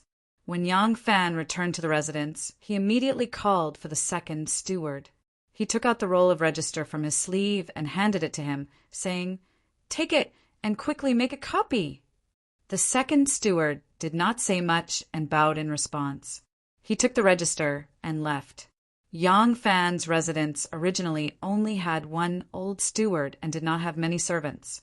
However, in the past few days there have been many gardeners, coachmen, cooks, doorkeepers, and even the number of maids and servants in the backyard has increased.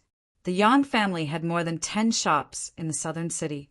They made a lot of money every day and could afford to keep so many people. However, Yang Fan and his wife did not like to be ostentatious, so they did not increase the number of servants. Now that Yang Fan had been promoted again and held an important position in the court at such a young age, it was normal for the family to increase the number of servants. However, although these people had a normal background and were registered in the broker house and the government office, anyone who investigated could only prove that they were slaves who sold themselves. However, Yang Fan and his wife were very clear about their real identity.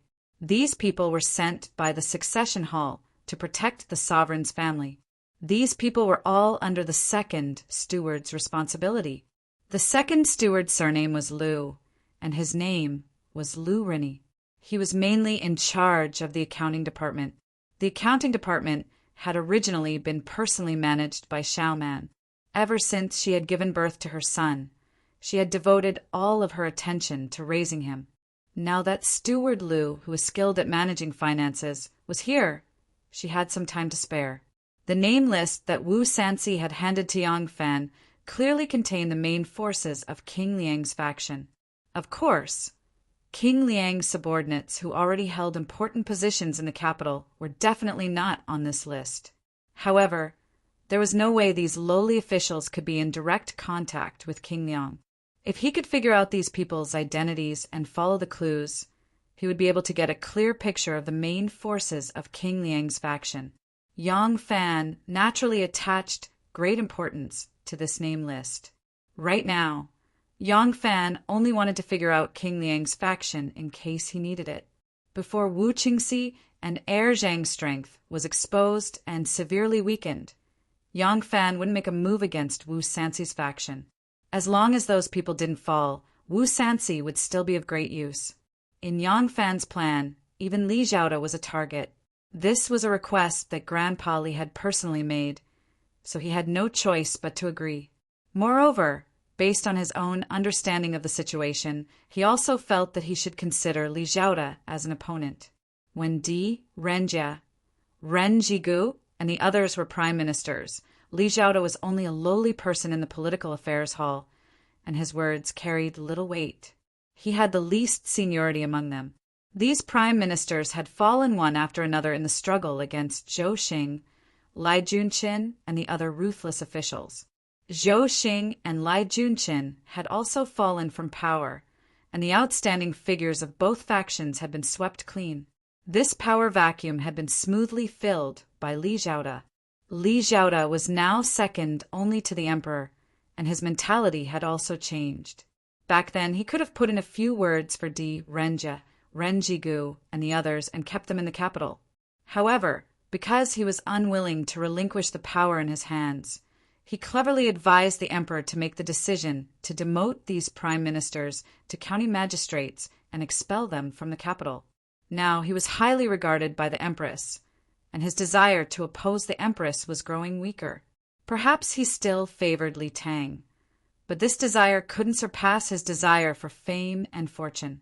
If one said that his insistence on making Li Tang's heir crown prince was due to his loyalty to the Li clan as an old subject of Li Tang's, one might as well say that it was because he coveted the merit of ascending to the throne, so that he could continue to wield power in the court.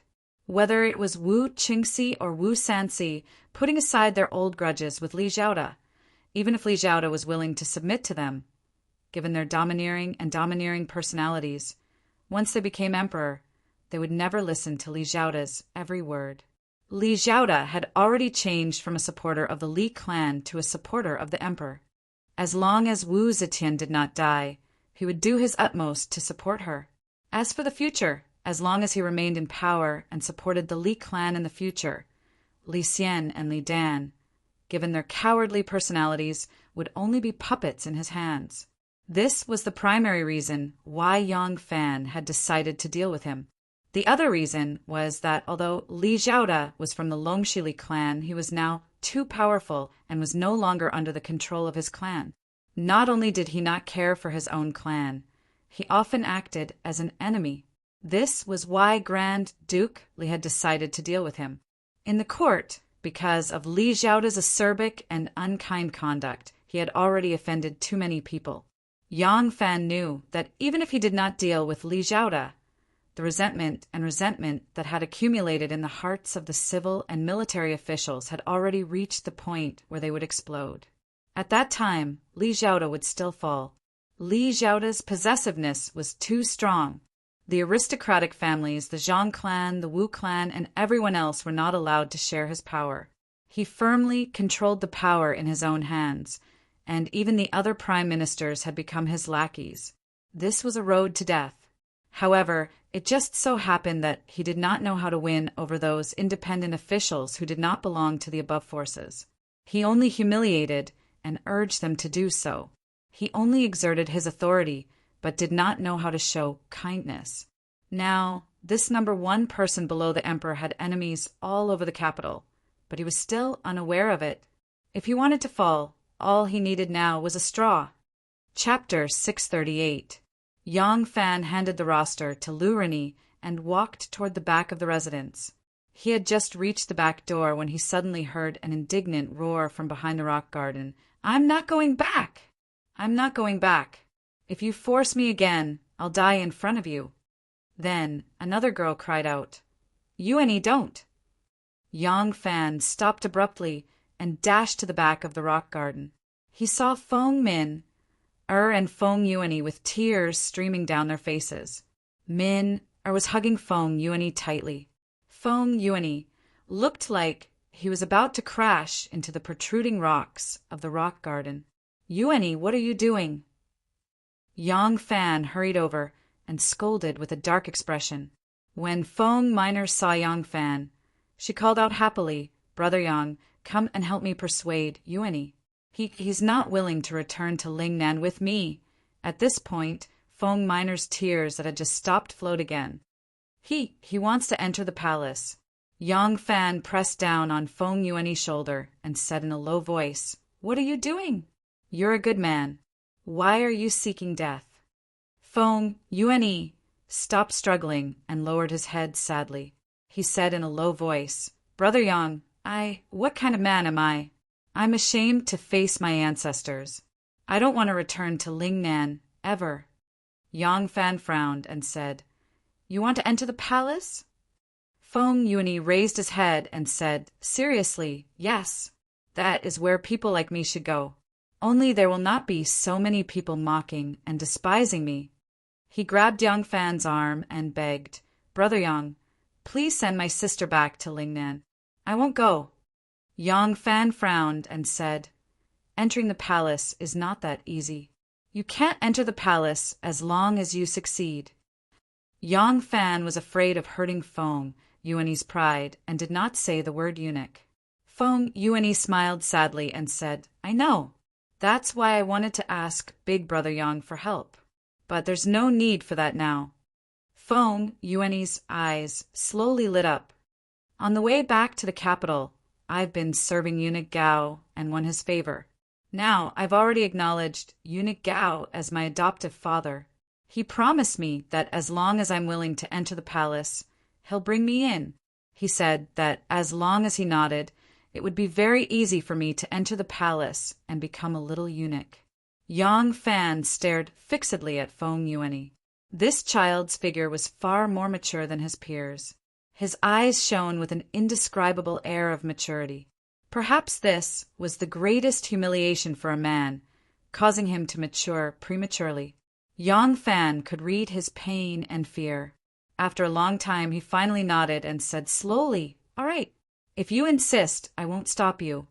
Feng Yuan was overjoyed and quickly said, "Thank you, Big Brother Yang." Yang Fan nodded and said, "Go back to your room first. Men don't cry easily. Don't cry again in the future. I'll have a few words with your sister." "Okay."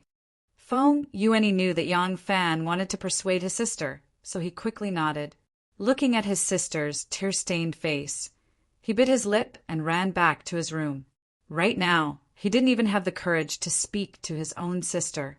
Yang Fan used his large sleeves to sweep away the fallen leaves on the rocks beside the pond. He gestured to Feng Minor and said, "Minor, sit down and talk." Yang Fan sat down first. Feng Minor gently wiped away her tears and sat down beside him. Yang Fan thought for a moment and said softly, This kind of thing is indeed a great harm to a man." Yuan is still young and didn't understand it at first. But later on he heard some rumors. Feng Minor said, "If he returns to Lingnan, who would dare to bully him like this? Who would dare to mock him? Just because he's young, how could I bear to—" Yang Fan pressed down his palm and stopped her words. Sometimes humiliation doesn't come from other people's words or attitudes, but from his own inner demons. The more he sees his relatives and old friends, the more he feels humiliated. He feels like he can't lift his head. You're not a man. You don't understand that kind of feeling. Feng Minor's tears widened and she asked, "Then should I let him enter the palace?" At this point, she couldn't help but cry again. He's still so young, and he's never served anyone before. Yang Fan said, now in his heart, only the palace is where he should be. There won't be so many people looking at him strangely. Perhaps returning to his hometown is a kind of torture, a kind of harm to him. Don't worry, the people in the palace will be released every few years. His identity is special. As long as he wants to leave the palace, he can leave at any time. In this situation, it's better to let him enter the palace first and wait until his emotions have calmed down. Yang Fan then said to Feng Minor, Eunuch Gao has a very high status in the palace. Since he has adopted Yuan as his son, Yuan won't be bullied in the palace, and he won't have a bad life. I will also take care of him in the capital. Feng Minor was only a young girl and didn't have so many ideas. Her younger brother insisted on entering the palace, and now that Yang Fan said the same, Feng Minor couldn't insist anymore. She lowered her head and thought for a while.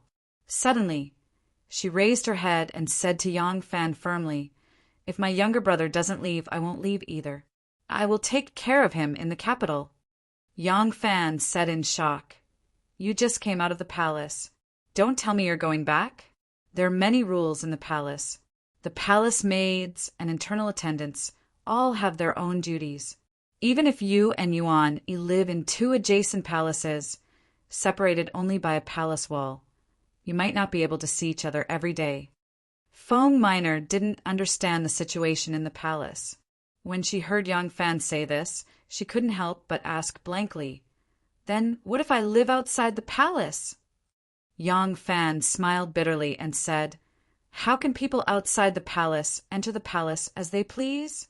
Don't think that I can go to the palace every day, but I only go to the outer court. Unless the emperor gives an edict to summon me, I can't enter the inner gardens of the inner palace. Unless it's someone as favored as Princess Taiping, then she can enter the palace without being summoned, but she can't enter the palace all the time." At this point, Yang Fan's voice suddenly stopped, as if he had thought of something. Feng Minor was quite quick-witted. Her almond-shaped eyes immediately brightened, and she said happily, "Brother Yang, you have an idea?" Yang Fan thought for a moment. His gaze slowly moved to Feng Minor, and he asked, "Can you sing?" In the second division of the Ludao Lane in the southeast of Luoyang, other than the commoners and some unsatisfied scholars, there were two large families. One was the residence of Scholar Xiangjun, who had retired and retired. The other family's mansion was much more luxurious than Scholar Xiang's. The name on the lintel of this mansion's door was not the owner's surname. Generally speaking, the residence that the owner often lived in would be named after the owner's surname, such as the Lu Mansion, the Zhang Mansion, or the Li Mansion. This made it easier for others to find and identify it.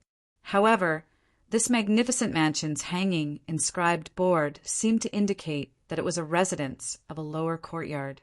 Just like Princess Taiping's villa in Golden Grain Garden was called Zizhe Yuan, this mansion was called Lu Zhou. Lu Zhou was a very elegant and beautiful mansion. The sunlight bathed it warmly. On the crisscrossing bluestone paths, a few sparse leaves of the parasol tree floated in the air. Not only did the path not look desolate, it looked even more clean and tidy. Upon entering this mansion, it was difficult to see a man. All that came and went were women, young and beautiful women. Most of them were like the herons in the name of the mansion. They had a pair of slender and elegant legs. They strolled on the pavilions in the forest, between the long corridors and the winding bridges, like egrets moving their long legs. Fairy flowers fluttered, fragrant orchids filled the air, lotus robes fluttered, rings and ornaments clanged, peaches in spring and slender waists. This was clearly a den of beauties.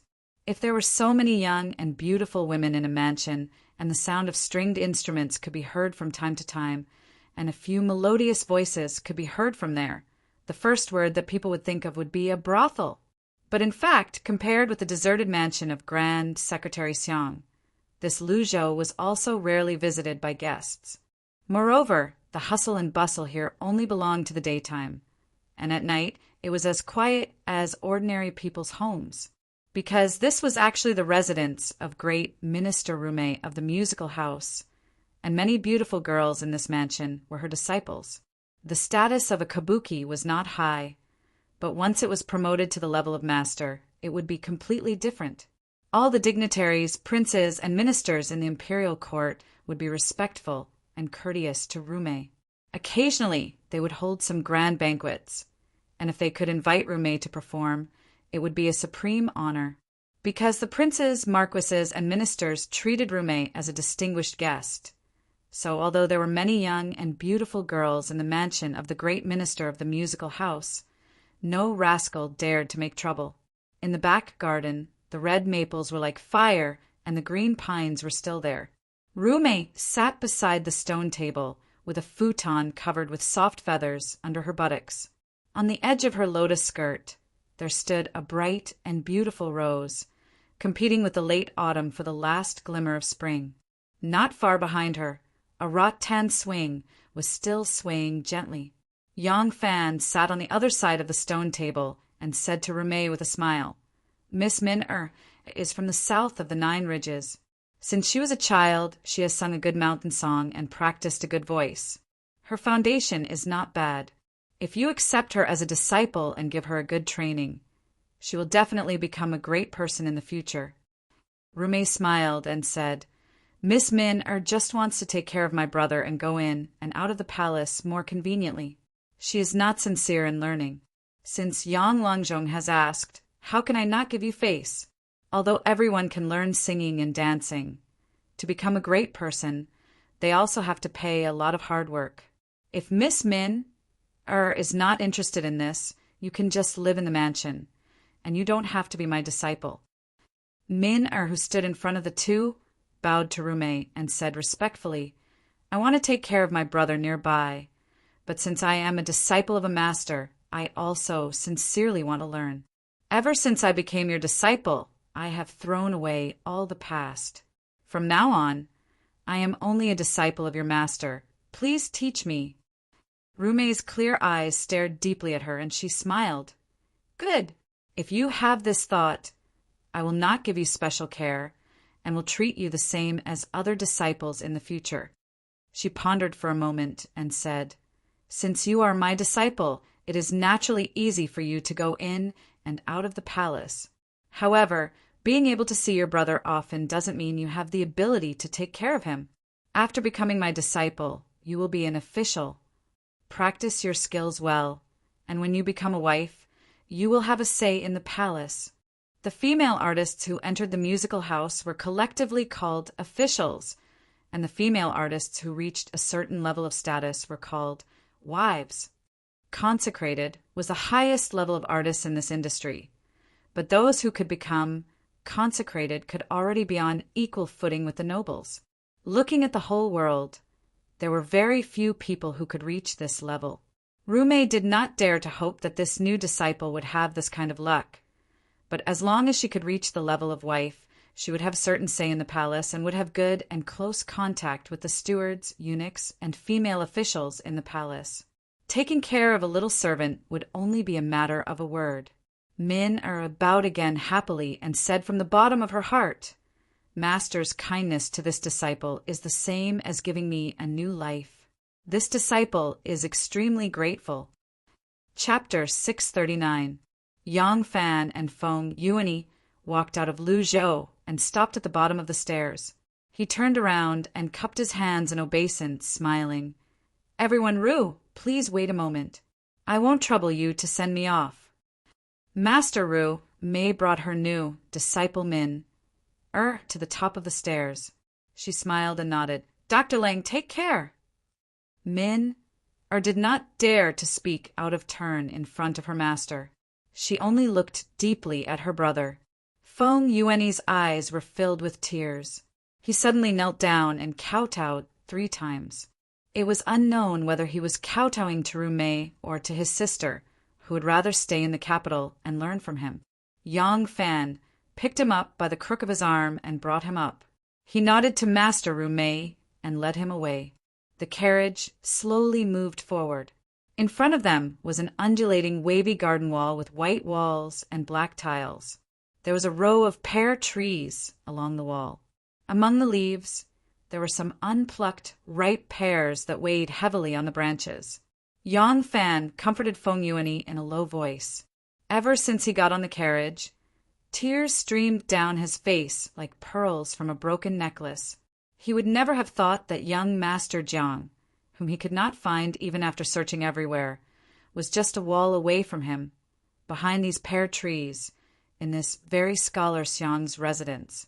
Young Master Jiang clasped his hands behind his back and gently frowned. He crushed the half-withered leaves of the pear tree under his feet. He was defeated. First, he was defeated by Shinmu and had to cede half of his territory. Then he was defeated by Yang Fan and had to give up the remaining half of his territory. He was forced to retire and hide here. Although his plan to use Yang Fan's wife and son to force Yang Fan to be his own failed, it was not completely hopeless. He still had one last chance. This chance was originally Yang Fan's. The aristocratic family originally wanted to divide a part of his power for Yang Fan and cultivate a third representative. It was because Yang Fan had become the key to the selection of officials in the southern border. Also, because his subordinate Yu Haoyang thought himself clever, Yang Fan decisively took control of the situation and took away his power. However, there were two sides to every coin. Yang Fan's opportunity was also his risk. Before Yang Fan, the two sect masters of the succession hall, Obvious Sect and Hidden Sect, did not have official positions in the imperial court, but Yang Fan was hidden in the imperial court. Therefore, as long as he could use the creation of officials in the southern border to create a storm and ruin Yang Fan's plan, not only would Yang Fan fail on the verge of success, but he would also very likely be beheaded by the emperor. If Yang Fan died, he might have a chance to make a comeback. Those old men of the aristocratic families weren't good horses that wouldn't return to eat grass, but a bunch of crafty old men who put profit above everything else. This opportunity was not difficult to find. The reason why Yang Fan was able to rise to power was that he could use his position to provide convenience to the aristocratic families. Therefore, his list of officials would definitely be filled with the children of the aristocratic families. Perhaps most of them were more secretive, but this matter could be hidden from others, but it could not be hidden from young Master Jiang. If the emperor found out about this, Yang Fan would definitely die. What he needed to do right now was to add fuel to the fire and use the remnants of his influence to help Yang Fan fight for as many seats as possible for the aristocratic families. Afterwards, how should he expose this matter? He had to remove Yang Fan from the picture and avoid suspicion. Outside the wall, the rumbling of wheels and the clattering of hooves could be heard. These were the sounds of Yang Fan's carriage and his guards passing by. Young Master Jiang was lost in thought. He could never have imagined that the person he had schemed so hard to consign to eternal damnation was just a wall away from him. Wei Manor. Wu Qingxi was seated behind his desk, his face as dark as still water. Phoenix Pavilion's benevolent Zhang Jiafu was chattering away in front of him. Yang Fan hasn't reported to the heavenly official manor yet. He went to see Li Zhaoda first, and then King Liang. It's clear that he wants the support of those two. Li Zhaoda's family is the only one in power right now. With his support, Yang Fan can do whatever he wants. And His Majesty only wants the Wu clansmen to hold the authority. He doesn't care if it's you or King Liang. This way, as long as King Liang gains the upper hand, His Majesty won't object. Yang Fan's plan is truly wishful thinking. Your Majesty, if Yang Fan succeeds, Li Zhaoda and King Liang's influence will expand even further. Wu Qingxi waved his hand with a gloomy expression, cutting Zhang Jiafu off. There's no need to say anything else. I have my own plans. Wu Qingxi's fierce brows furrowed slightly, and he began to laugh sinisterly. It seems like I won't be able to change this unfavorable situation if I don't use any drastic measures. Go back and continue to keep an eye on Yang Fan. See if he makes any moves. I have my own ways to deal with him. Zhang Jiafu hesitated for a moment, but when he saw Wu Qingxi's gloomy expression, he didn't dare say anything else.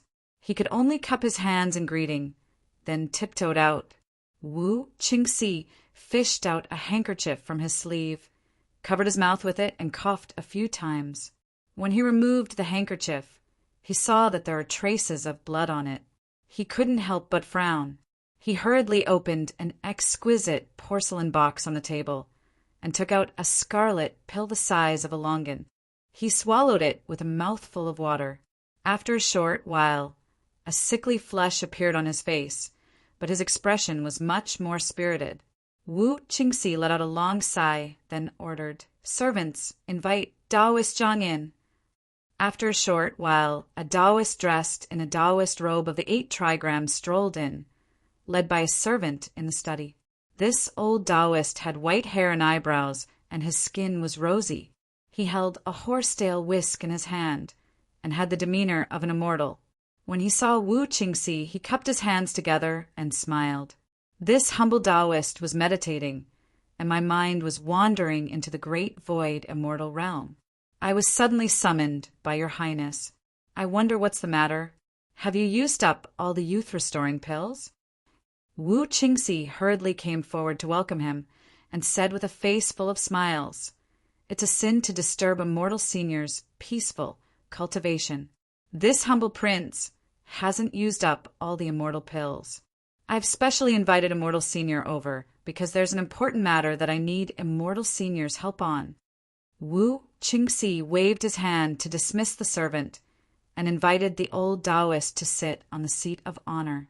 He lifted his sleeves, then knelt before him, and said with great sincerity, "This humble prince is in a difficult situation and has no way out.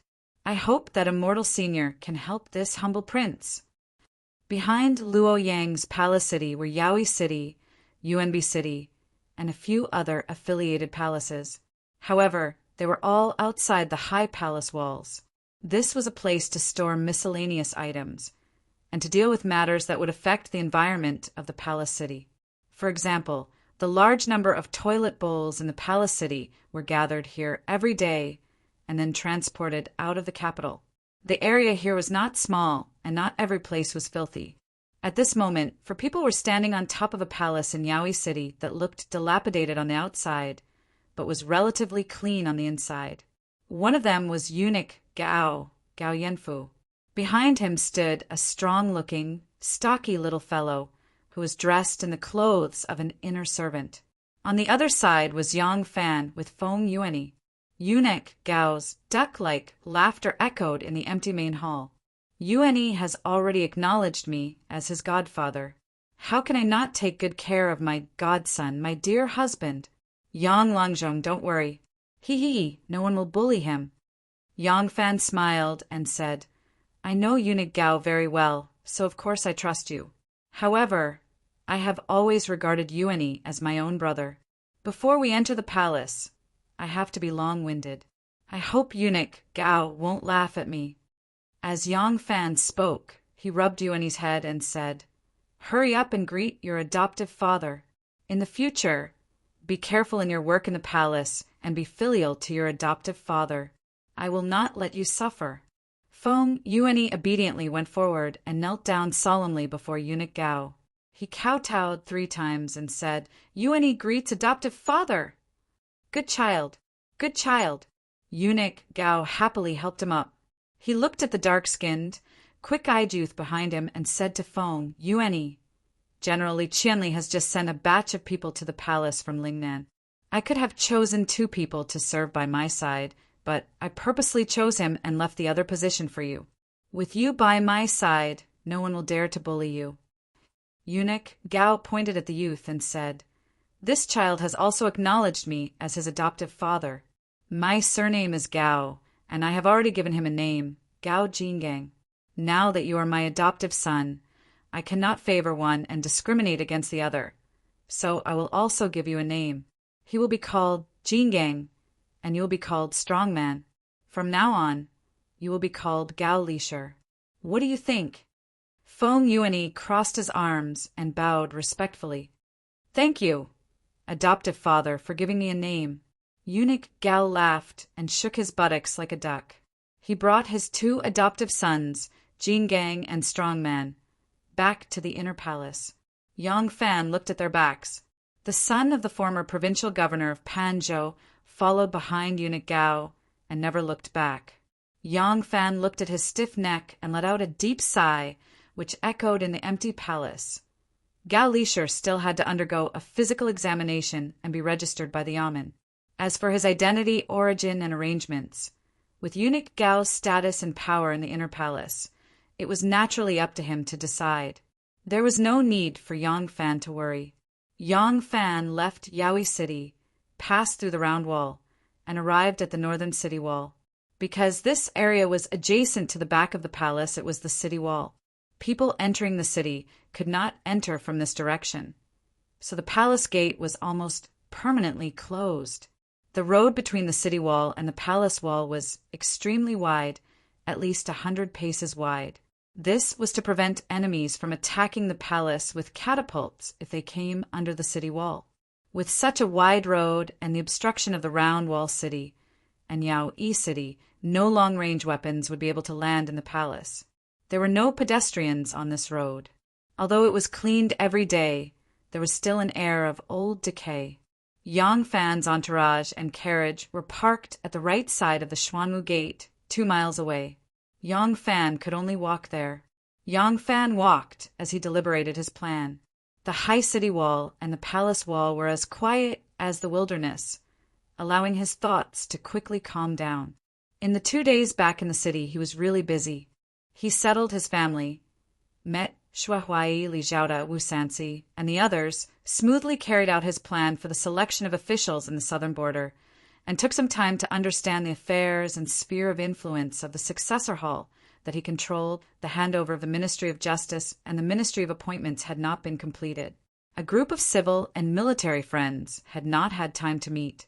The matter of Feng Yuanyi and his brother had just been settled. Young Master Zhang's whereabouts were still unknown. He did not know how and when he would act. It was inevitable that there would be a battle between the two of them. There were so many things to worry about. Fortunately, he was young, strong, and full of energy, so he did not collapse. I had left the palace today to visit her relatives.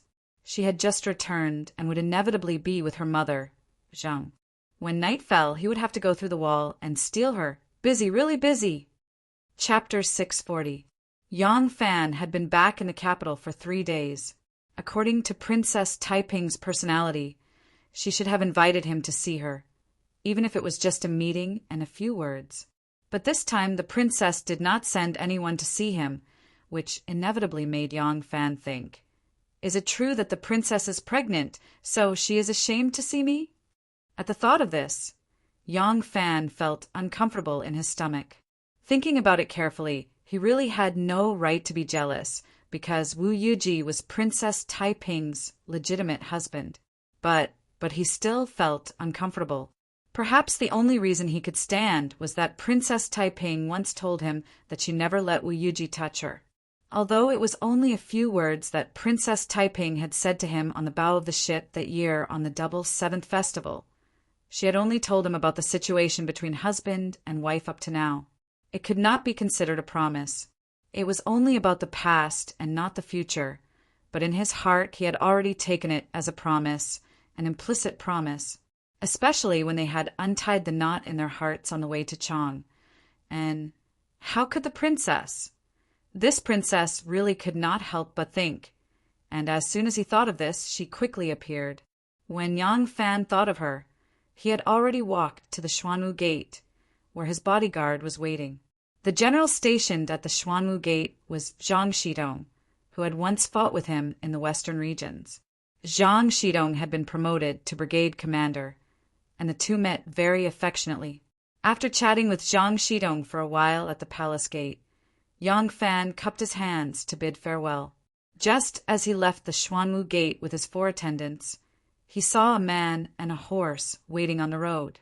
Although Yang Fan did not remember this man's name, he remembered his appearance. After Princess Taiping's original groom, Su Haod, was sent to Zijia Garden to be a steward, this man replaced him and became Princess Taiping's groom. Naturally, he was also one of her trusted aides. When Yang Fan saw him, he subconsciously pulled the reins. The palace was not a place to talk, and the man did not dismount. He only smiled at Yang Fan, turned the horse's head, and said, "Doctor, please follow me." That man took the lead, leading Yang Fan around the palace, and galloped straight ahead.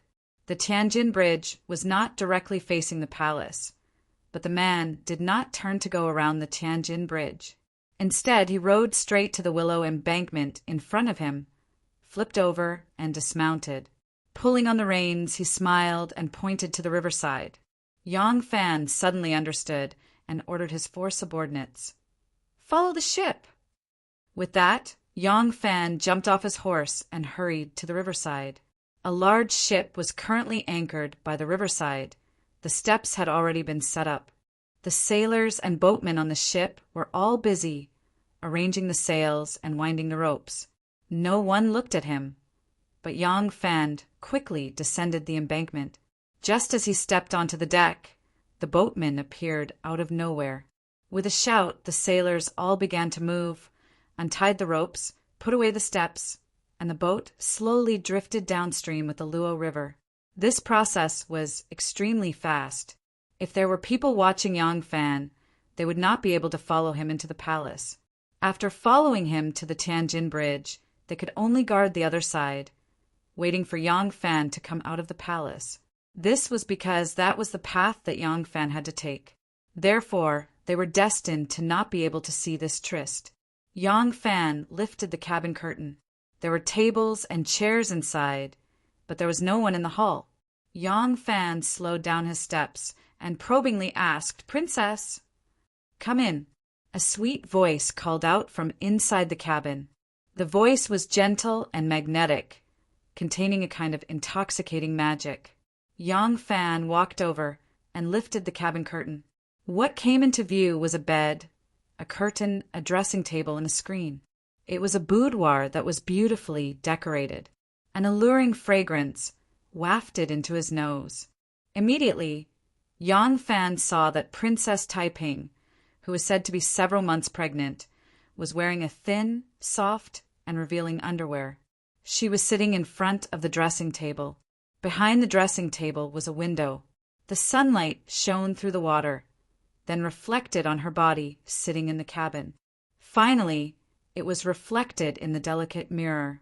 Her appearance was as soft and beautiful as water. When Yang Fan lifted the cabin curtain and walked in, she was putting down her eyebrow pencil. She looked back at Yang Fan with a sweet smile, her slender waist gently twisted, showing a charming curve. Her towering breasts were full and round like two bright moons. How could such a charming seductress be a woman who was several months pregnant? Yang Fan was stunned.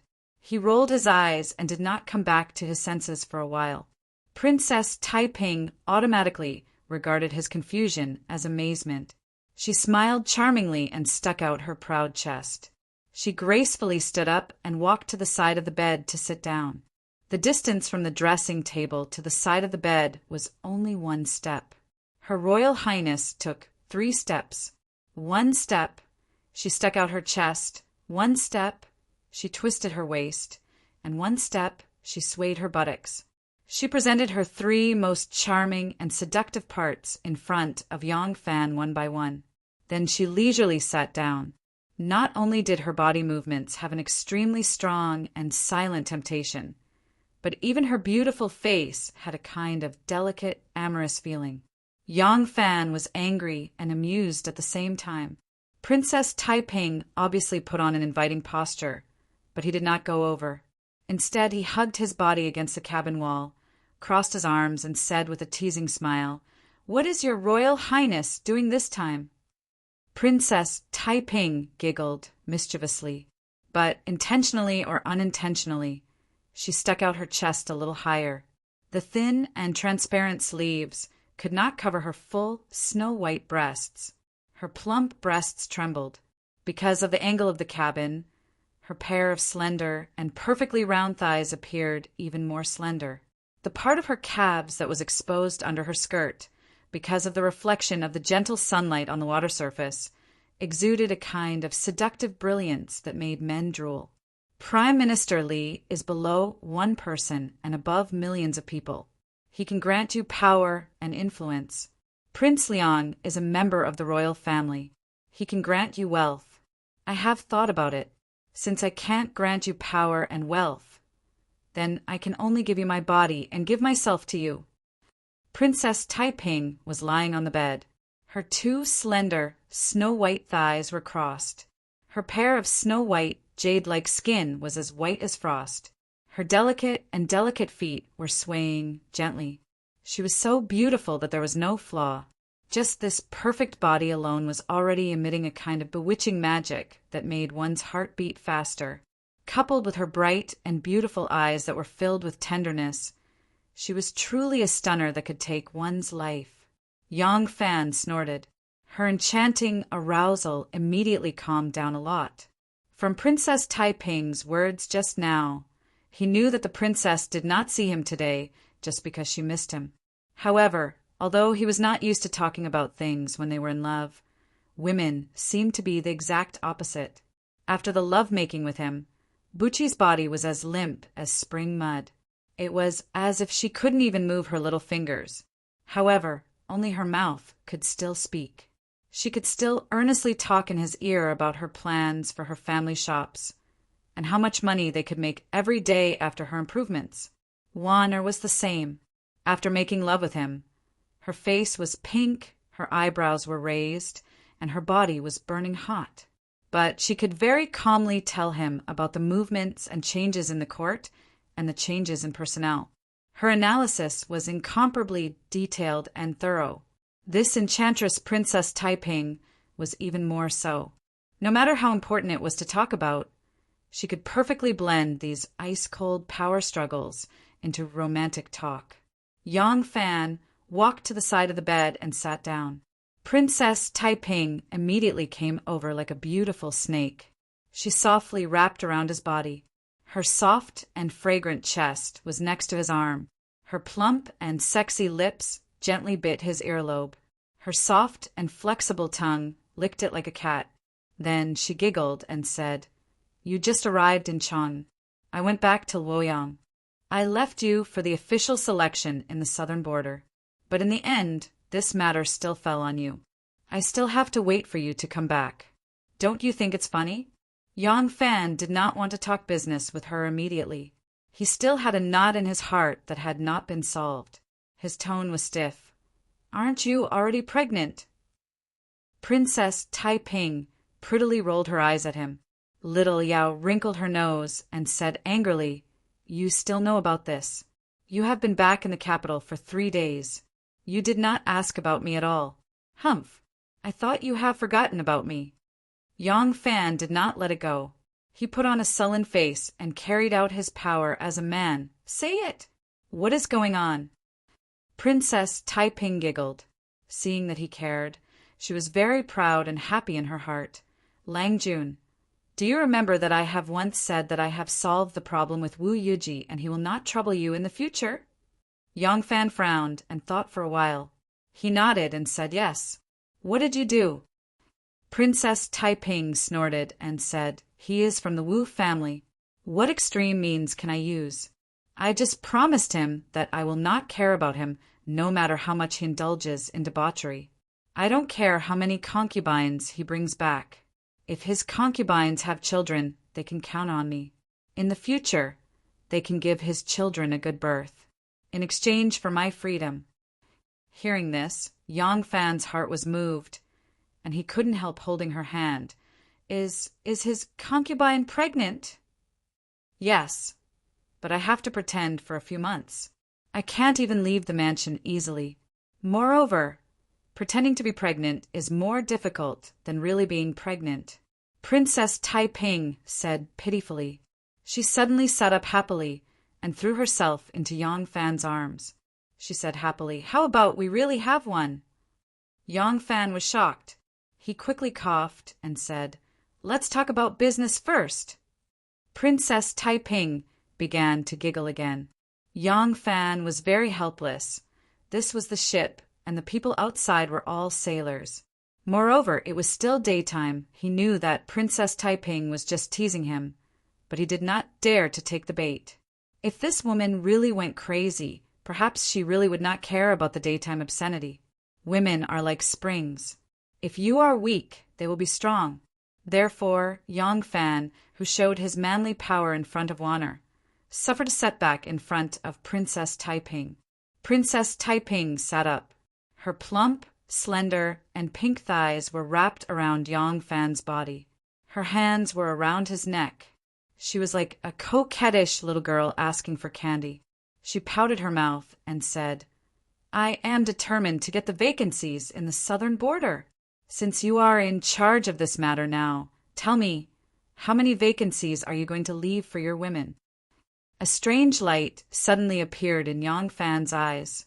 He asked in a strange tone, These vacancies, do you really want them? Chapter 641. Princess Taiping was a smart girl who could understand the meaning of a person's words. Moreover, the person in front of her was Yang Fan. She knew Yang Fan very well. Therefore, when Yang Fan's tone was a little strange, she could feel the meaning behind it.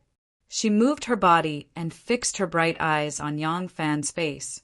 After a long time, she put on a faint smile and asked softly, "This time who is going to be unlucky?" Yang Fan raised his eyebrows and asked, "Do you know what I am going to do?" Princess Taiping smiled and shook her head. "I am not a worm in your stomach. How would I know what you are going to do? But since you said so, I know you are digging a pit, and then someone will jump into it."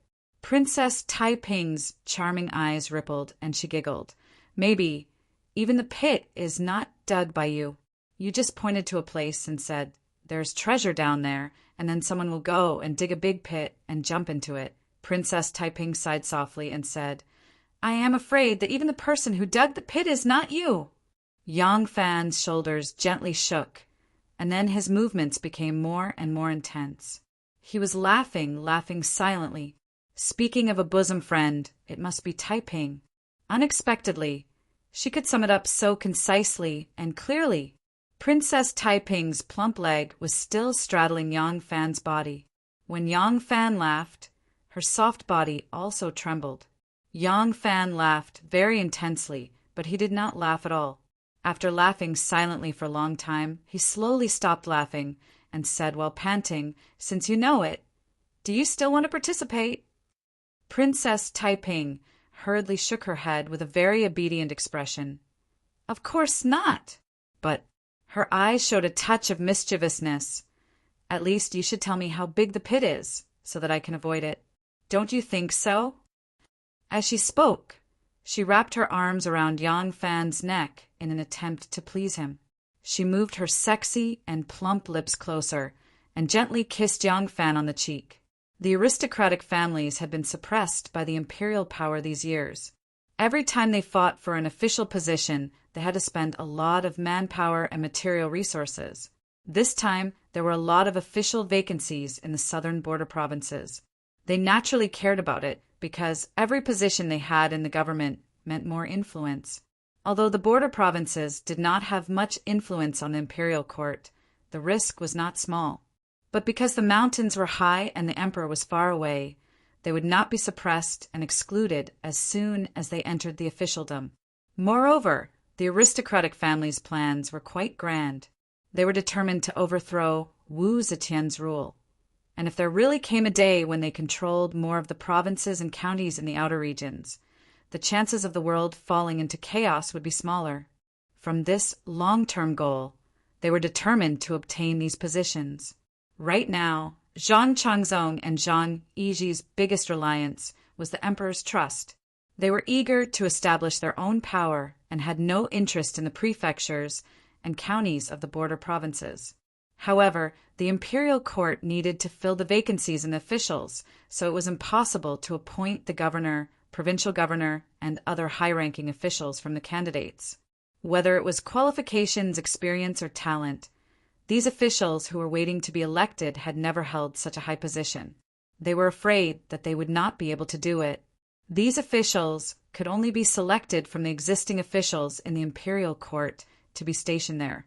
Once they left, there would be a vacancy in the imperial court. Second Zhang valued this vacancy in the imperial court. On the other hand, Wu Sanxi, Wu Qingxi, and Princess Taiping wanted to expand their power in a roundabout way. It was not easy to become an official in the imperial court. They wanted to get their trusted aides to become officials in the southern border provinces. Using their superior position in front of the emperor, these trusted aides would only need to work there for a year or two. After that, through their manipulation, it would be much easier to transfer them back to the capital. Simply put, becoming an official in the capital, especially an official with real power, was no different from leaping over the dragon's gate. It was too difficult. Not everyone was as lucky as Yang Fan. However, they first sent their trusted aides to the local areas. With the capital as a springboard, it would be much easier to transfer them back to the capital from Fuzhou County. Therefore, Wu Erwu and Princess Taiping paid special attention to these vacancies. Li Xiaoda undoubtedly had the same wishful thinking. But now, after Yang Fan's words, Princess Taiping suddenly realized that her little husband was not so simple. It seemed that there was a great risk hidden in it. Yang Fan thought for a moment and then gently patted her soft and bouncy bottom. He slowly asked, "Your power has not been exposed yet, right?" Princess Taiping's eyebrows rose, and she said proudly, "Of course." "Well, I have recommended some officials to the Mother Empress. It is just a recommendation. It is to choose talents for the country. The people I recommend are not all my people, so it has never been exposed that I actually control a force. You know, the Mother Empress has always opposed me interfering in politics." Yang Fan nodded and said, "That's good. Now that you are pregnant, you can focus on nurturing the fetus. This is a very good cover. It's even more impossible for you to interfere in the selection of officials in the southern border." Princess Taiping's heart itched, and she begged, "Good husband, tell me, what do you plan to do?" Yang Fan could not tell Princess Taiping that he was the leader of the Xian sect. After all, she was a member of the imperial family. Princess Taiping knew that the aristocratic families were also opposing the Mother Empress.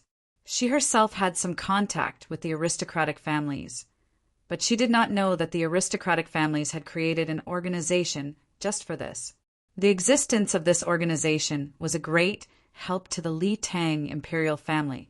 But once the Li Tang imperial family regained power, they would also have to view the existence of such an organization as a threat. The honeymoon period would eventually pass. No matter who became the imperial family, they could not tolerate a force subtly influencing them and controlling them. Therefore, Yang Fan described the whole plan as his own design, and didn't mention the involvement of the aristocratic families. He explained in detail the parts that he could explain to Princess Taiping. Princess Taiping opened her mouth wide in astonishment and said in surprise, "If you do this, I'm afraid that you will also be trapped in it." Yang Fan shook his head and said, "I have thought very clearly. In reality, no matter what I do, I will have to defend a power and be deeply involved. At that time, if the goal is not achieved, the angered side will retaliate without regard for anything else. Do you think that Li Xiaoda or Wu Sansi will do their best to protect me?" Yang Fan smiled coldly and said in a deep voice, "In order to show the imperial censorate what they're made of, in order to attack their arrogance, Li Xiaoda could watch as Su Weiwei, Cui Yuanzong, and Zhang Xi, the three prime ministers, were imprisoned and exiled. If he had been willing to compromise, Hosiji would not have died, and these three people could have been used in exchange to clear their names. What was the result?" Yang Fan took a deep breath and slowly said, "In his bones, Li Xiaoda is a cold-blooded politician who will do anything to achieve his goals. Do you feel that his promises are reliable? When his goal is achieved, he will definitely hand me over to appease the anger of the rebels." Princess Taiping's brow furrowed slightly, and her expression became serious. Yang Fan continued, "As to Wu Sansi, he is of the Wu Zhou imperial family. As long as the Empress does not fall, he has nothing to fear. So his greatest support is the Emperor, and he does not pay attention to the management of his subordinates. The 5 hounds are loyal to him. Have you seen how much effort he has put into cultivating the 5 hounds? He has always treated me as his disciple. But how has he ever helped me?"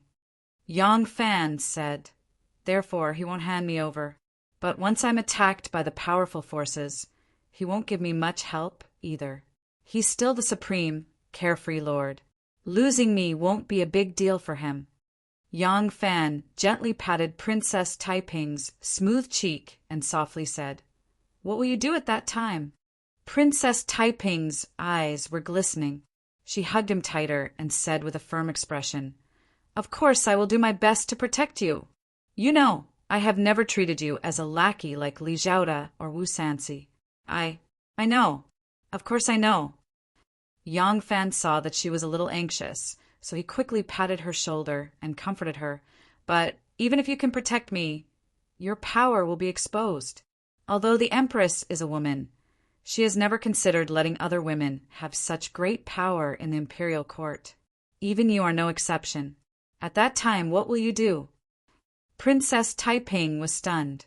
Yang Fan said seriously, I believe you can protect me, but at that time, I will definitely be transferred to an idle position and will never be entrusted with important tasks. As for you, all your forces will be destroyed. Whether you are willing or not, you can only travel around and attend banquets like a princess. You will never be able to get involved in politics again. How can you help your brother restore the Li Tang Empire? Princess Taiping said worriedly, But you, I will be fine. Yang Fan smiled strangely and said, In the eyes of the Empress, I am her watchdog. This watchdog helps her to guard her yard. If it barks at the guests, she will kick it and scold it. If this guard dog is a traitor and helps others to move things out of her house after taking a piece of meat from her, then that's the end of the line. Princess Taiping was silent for a long time. She sighed softly and said, In that case, it seems that there is really no better way. But after this chaos, how to clean up the mess? We originally wanted to have more places to strengthen ourselves. I didn't expect that you took a different way and used this matter to weaken the opponent. Weakening the opponent is equal to strengthening ourselves in disguise. But it is a pity to give up these vacant positions in the southern border. Yang Fan smiled and said, Who said that I will give up? This is just a way to survive in a desperate situation. Princess Taiping's eyes lit up again. You still have a plan? What do you want to do? Yang Fan rolled his eyes slightly. He didn't answer her directly, but asked, Who are the important people in the secret power in your hand? I am talking about the people who can play a big role in the imperial court, not the power in the army. Princess Taiping said vigilantly, Why do you ask this? Chapter 642. Yang Fan said calmly, If you tell me, I can arrange the next action. Don't worry, I won't let you suffer any losses, only benefits. Princess Taiping squinted her eyes like a cunning fox. Why don't you tell me your plan? I can give you some advice. Yang Fan interrupted. No need, my plan is very thorough. It doesn't need to be perfected. Princess Taiping bit her lips and said unwillingly, Then you can also tell me. I will ask my people to cooperate with you. Yang Fan's eyes faintly showed a smile. I am asking you now because I want your cooperation. You just need to tell me which people you control. I will tell you how to cooperate with those who are suitable. And you don't need to worry that I will harm those who are not suitable, right? Princess Taiping bit her lips tighter and tighter. Her eyes slightly drooped. It seemed that she was still hesitating. Yang Fan was not in a hurry at all. After all, the initiative was in his hands. He just lightly patted Princess Taiping's plump buttocks twice and mischievously said, I won't touch your private money. But how much private money do you have? You have to be honest with me, right? Otherwise, this fat meat of the southern border. Yang Fan did not say anything more. He just shook his head, smiling and shaking his head gently and elegantly. You bad guy. You want to eat me, don't you? Princess Taiping pouted coquettishly.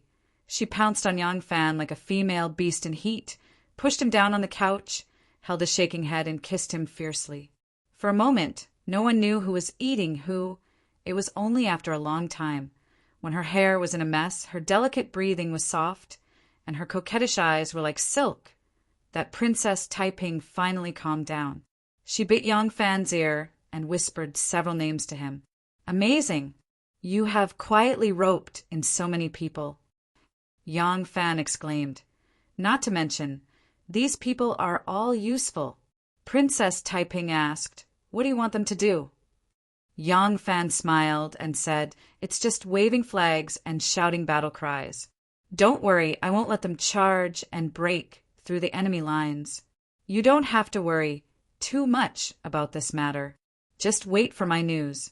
When I need them to take action, I'll let you know.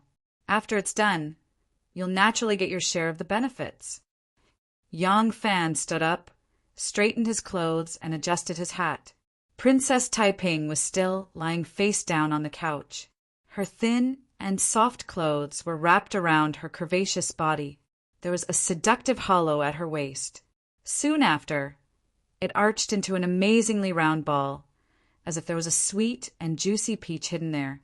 Her big eyes were also watery, as if they were filled with honey. She looked at Yang Fan and said, coquettishly, "You're really capable now. When you first came to the Ministry of Justice, you told me everything. Now, you only let me tell you, men are really not good people." Yang Fan smiled and was about to leave. His hand had already lifted the cabin curtain. Suddenly he stopped, turned his head, and asked curiously, "Oh yes, why did you decorate this place like this?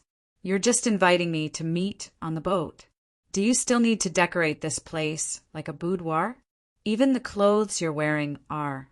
Princess Taiping said bitterly, "I just want to seduce you, so what?" Yang Fan smiled and did not answer.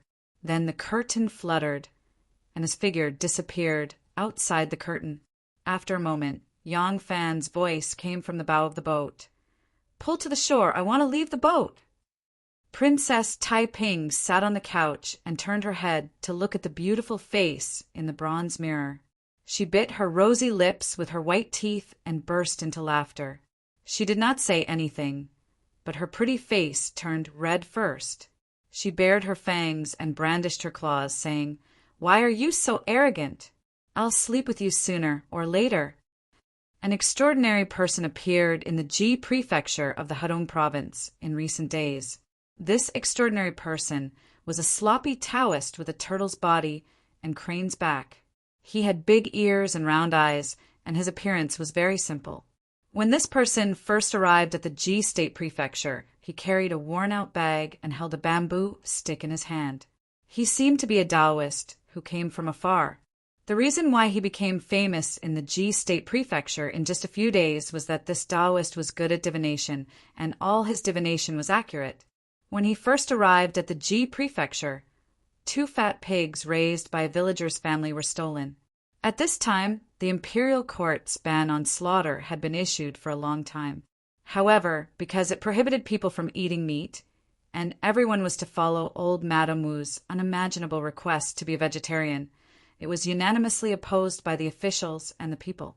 This ban was only in the beginning, and it was strictly controlled under the feet of the emperor for a while. After that, it was left unsettled. Nowadays, the sale of meat and livestock was just not so blatant. The 2 fat pigs raised by the villager's family were a year's worth of expenses for the whole family. Now that they were stolen to him, it was no different from a big hole in the sky. While the villager was crying, he was coincidentally seen by the traveling Taoist. In a moment of compassion, he performed a divination and gave the villager some advice. The villager led his relatives and friends to search according to the Taoist's instructions. Sure enough, they found the family that had stolen the pigs. The family had secretly slaughtered 2 fat pigs in their backyard. But before they could carry the meat to the city to sell, they were caught by the owner and stolen goods. He was very familiar with the livestock that he raised. From the skin that was peeled off, the villager recognized that it was the 2 pigs that his family had lost. In addition, the family that had stolen the pigs was originally a scoundrel in the village. They usually swindled and did not produce at all. Everyone knew that they did not raise livestock at home. Even if they wanted to explain, they could not explain the origin of the 2 pigs. Because of this, the Taoist's reputation for being accurate became famous. After the Taoist settled down at the Ji prefecture's mysterious temple, there happened to be a local man who suddenly became rich and wanted to move his parents' graves. When he heard about this, he asked the Taoist to help him look at the feng shui and choose an auspicious day. Actually, the poor do not change their homes. The rich do not move their graves. Since the family suddenly became rich, didn't that mean that the feng shui of the ancestral graves was good? But this nouveau riche did not even understand this logic. After suddenly becoming rich, he felt that it was too undignified to bury his ancestors' graves on a barren mountain. So he found the Taoist. The Taoist accepted the money and naturally helped him choose a good feng shui place. He also chose an auspicious day and arranged for the grave to be moved. The rich man heard the Taoist's divination saying, "At an auspicious time to move the grave, go out and see water." Water was wealth, and after moving the grave, he would become even richer. He could not help but be skeptical of the Taoist's supernatural powers. This was because his family's ancestral graves were buried on a barren slope. From there to the new feng shui place chosen by the Taoist, there were no lakes or rivers. There was no water on the ground. Originally, rootless water could also be considered water, but it was already late autumn and there was little rain. The chance of it raining was extremely slim. Who knew that on the day of moving the grave, the ditch at the bottom of the slope, which had been dry for who knew how many years and had long been overgrown with weeds, would suddenly have water flowing. It flowed for a full day before stopping. The rich man was surprised and delighted. After asking around, he heard that there had just been an autumn rain in the neighboring county. It turned out that the river in the mountains had been destroyed by the local villagers digging up soil to make bricks. The mountain torrent spread to this ancient road, and in the end it flowed all the way to the bottom of the hill in front of his ancestral graves. All kinds of strange things happened one after another. That Taoist Zhang's reputation became more and more famous in the area. Many people did not hesitate to spend a lot of money to find this old Taoist to have their fortunes read. The status of the customers also became higher and higher. Gradually, this old Taoist's reputation spread to the ears of Lu Sili in Ji Prefecture. Lu Biche usually believed in these things the most. He even made a lot of tortoiseshells and often held the Book of Changes to make deductions. Even though 80 to 90% of the divinations he made were not accurate, he still enjoyed it. Now that such an extraordinary person had appeared in the area, naturally there were people who catered to his interest and told him about this matter. Lu Sili was very curious about this Taoist. He specially picked a day, dressed in casual clothes, and only brought along a young manservant. He dressed as his own nephew and hurried to find that Taoist Zhang to have his fortune read. Unexpectedly, as soon as that Taoist Zhang saw his face, he saw through his identity and exclaimed that a noble person had arrived. He quickly greeted Lu Sili with courtesy, making Lu Sili suspicious. The Taoist did not ask for his date of birth and 8 characters. He only felt his bones and looked at his face. Afterwards, he confidently told Lu Sili that Lu Sili would be very rich and noble in this life. Not to mention the distant future, there would be a joyous occasion in the near future. He would be promoted to Ji Prefecture's provincial governor. When Lu Sili heard this, the idea that he had some trust in this Taoist faded away. He only thought that this Taoist was a swindler. He did not even pay for the divination and left with a big laugh. As it turned out, although Lu Sili was a provincial governor's assistant official and was only one step away from becoming a provincial governor, but from assistant official to provincial governor, from assistant official to chief official, it was an extremely difficult hurdle to climb in the officialdom. Although Lu Sili was the nephew of the founder of the Tang dynasty, Lu Yijie, even Lu Yijie himself had been demoted to a commoner in the early years of Jingguan for accepting bribes and was exiled to Lingnan. He had passed away long ago. Lu Sili's family did not have any capable elders in the imperial court. He had been Lu Sili for many years. His qualifications were quite long, but he was still a distance away from becoming a provincial governor. Not to mention that this province's provincial governor, Lin Shiwen, had not yet finished his term of office and had an extremely powerful backer. He was the disciple of Wei Wang Wu Qingxi. The successive provincial governors of Ji Prefecture were all Wei Wang's people. What did Lu Sili, this rotten egg, have to go against such a hard rock?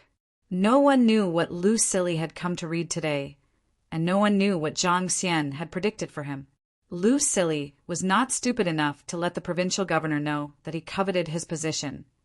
Zhang Xian was also not stupid enough to let the provincial governor know that he had predicted that he would pack up and leave. The fortune-tellers waiting outside Daoist Zhang's residence only saw Lu Silly come out laughing, his face full of disdain.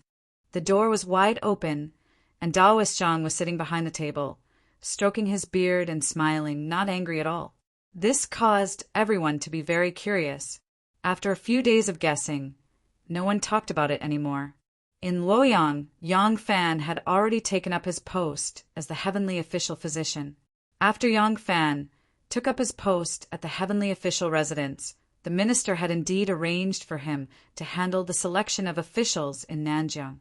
Many of the officials in Nanjiang were waiting to be promoted and needed to be replaced in time. The journey there was long, and even if everything was arranged here and all the new officials took up their posts, it would probably be next spring, so the task was very urgent. Yang Fan was busy organizing the files and picked one up to take a look. Suddenly, he was stunned. This document was not the resumes of the officials in Nanjiang, but the report of Ji Prefecture's provincial governor, Lin Shiwen, who had suddenly contracted a serious illness and was unable to manage affairs. He requested to resign and return to his hometown to rest. Yang Fan was suspicious. This official letter, was it sent wrongly? Chapter 643.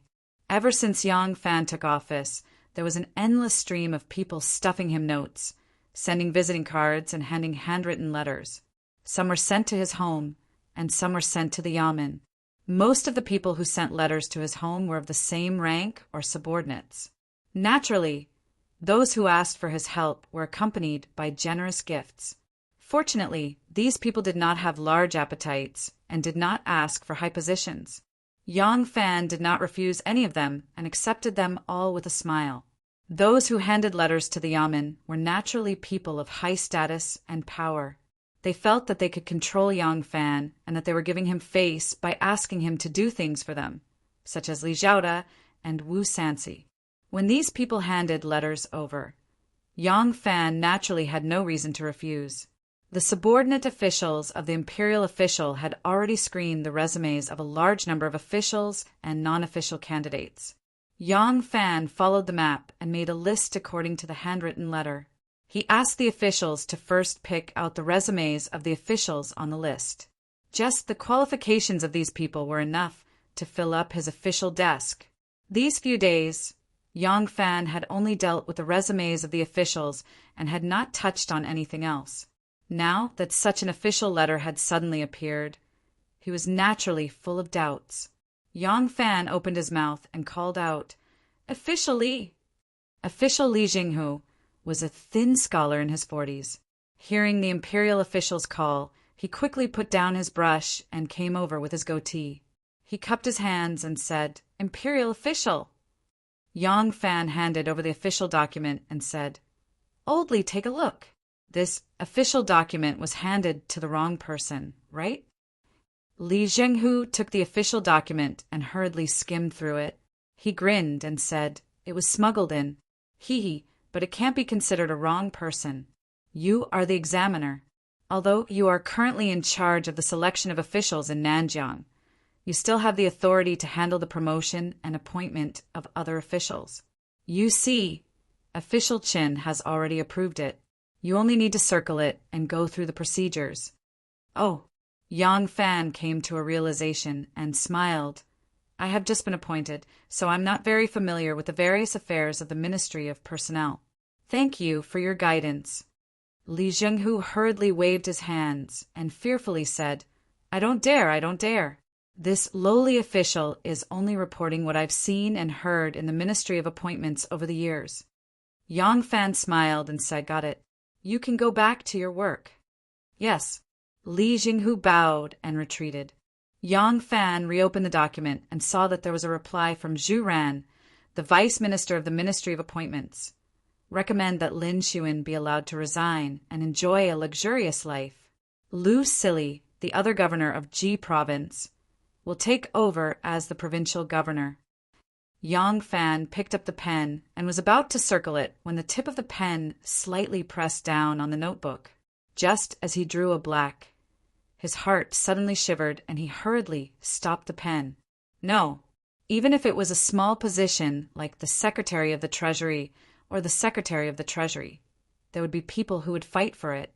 The position of provincial governor is such a lucrative position, yet no one is fighting for it.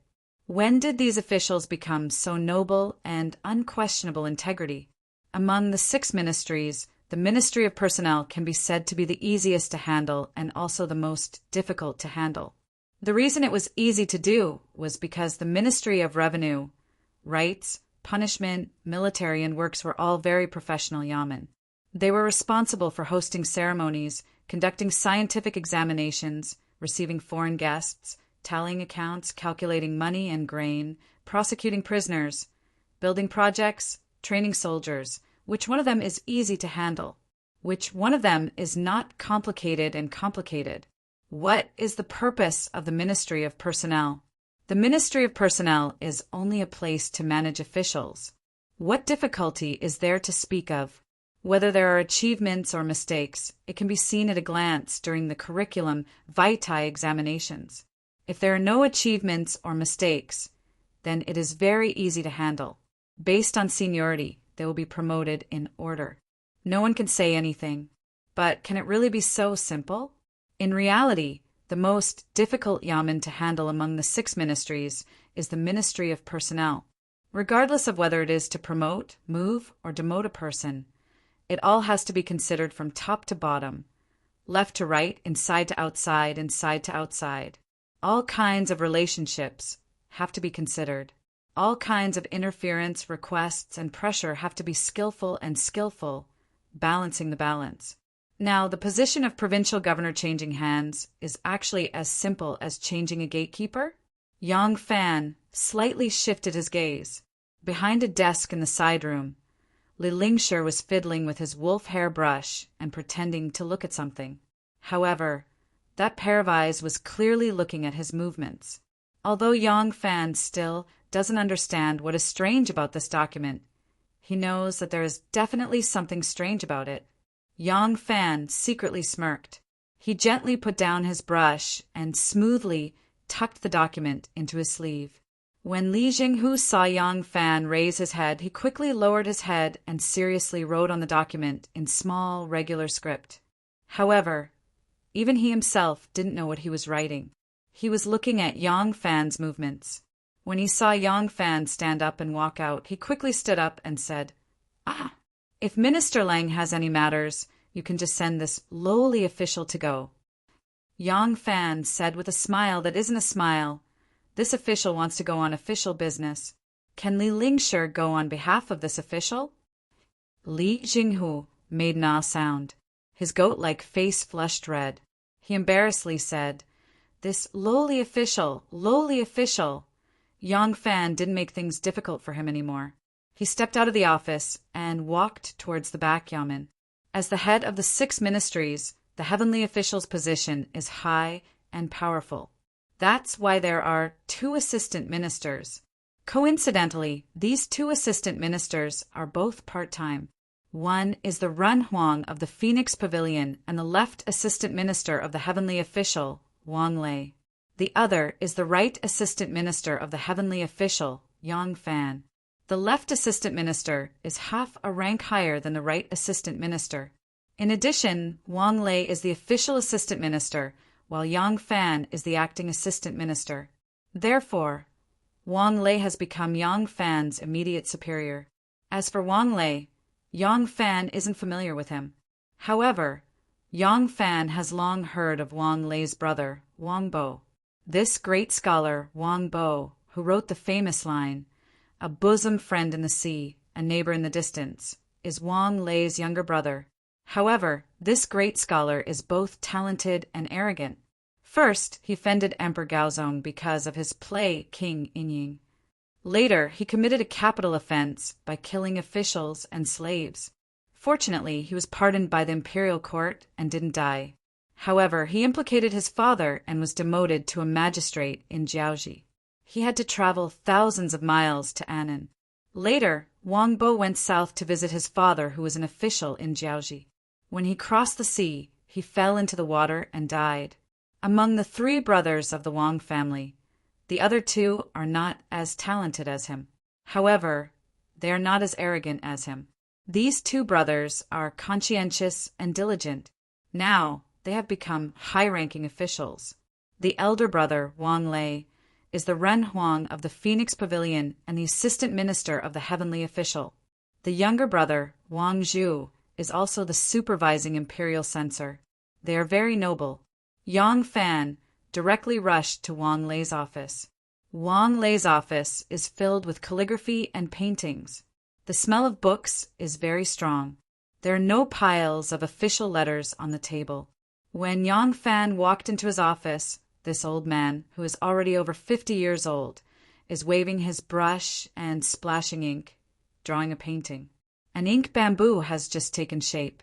Assistant Minister Wang is concentrating on drawing the bamboo leaves. Suddenly, he saw Yang Fan rushing in. He can't help but look slightly surprised. He hurriedly pulled a piece of paper to cover the half-finished painting. He warmly greeted, "Yang Langzhong is here. Sit, sit, sit. Is there anything I can help you with?" Yang Fan did not beat around the bush. He took out the official letter from his sleeve and handed it to Assistant Minister Wang. He said, "Assistant Minister, please take a look." Wang Lei opened the official letter and looked at it. He raised his head and asked, "What is it?"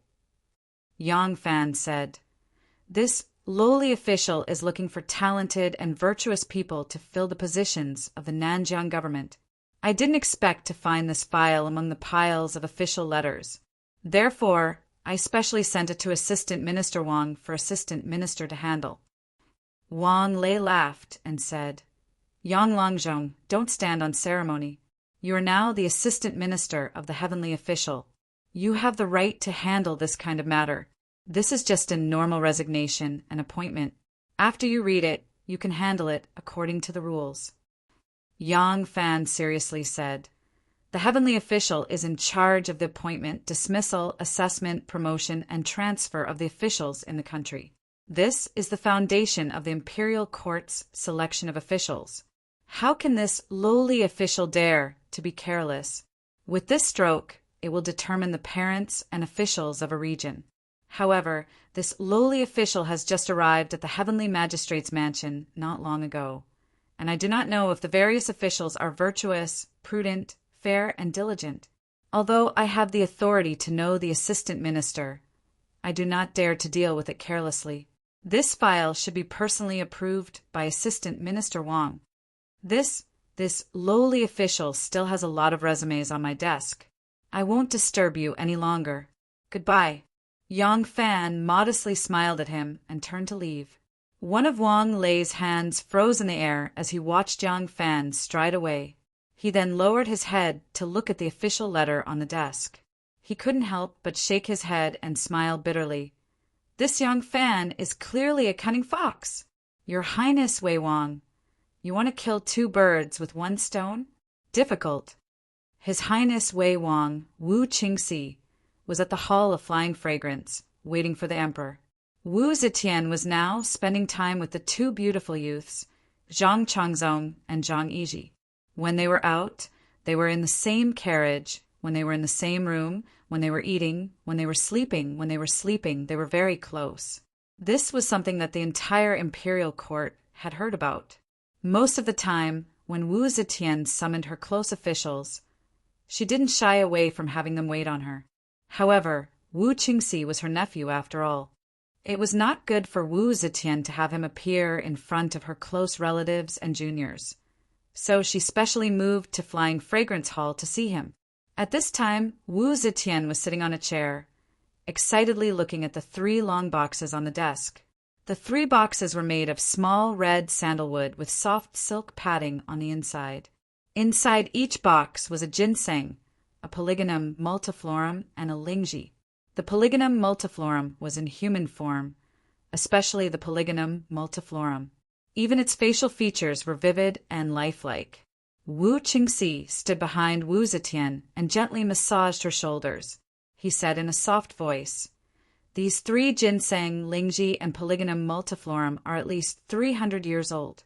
Lai Junqin spent a lot of effort to get them to help Aunt nurse her dragon body.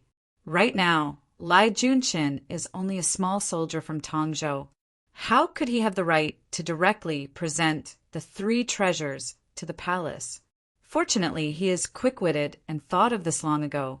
Instead, he sent the 3 treasures to nephew's mansion and let nephew present them to aunt.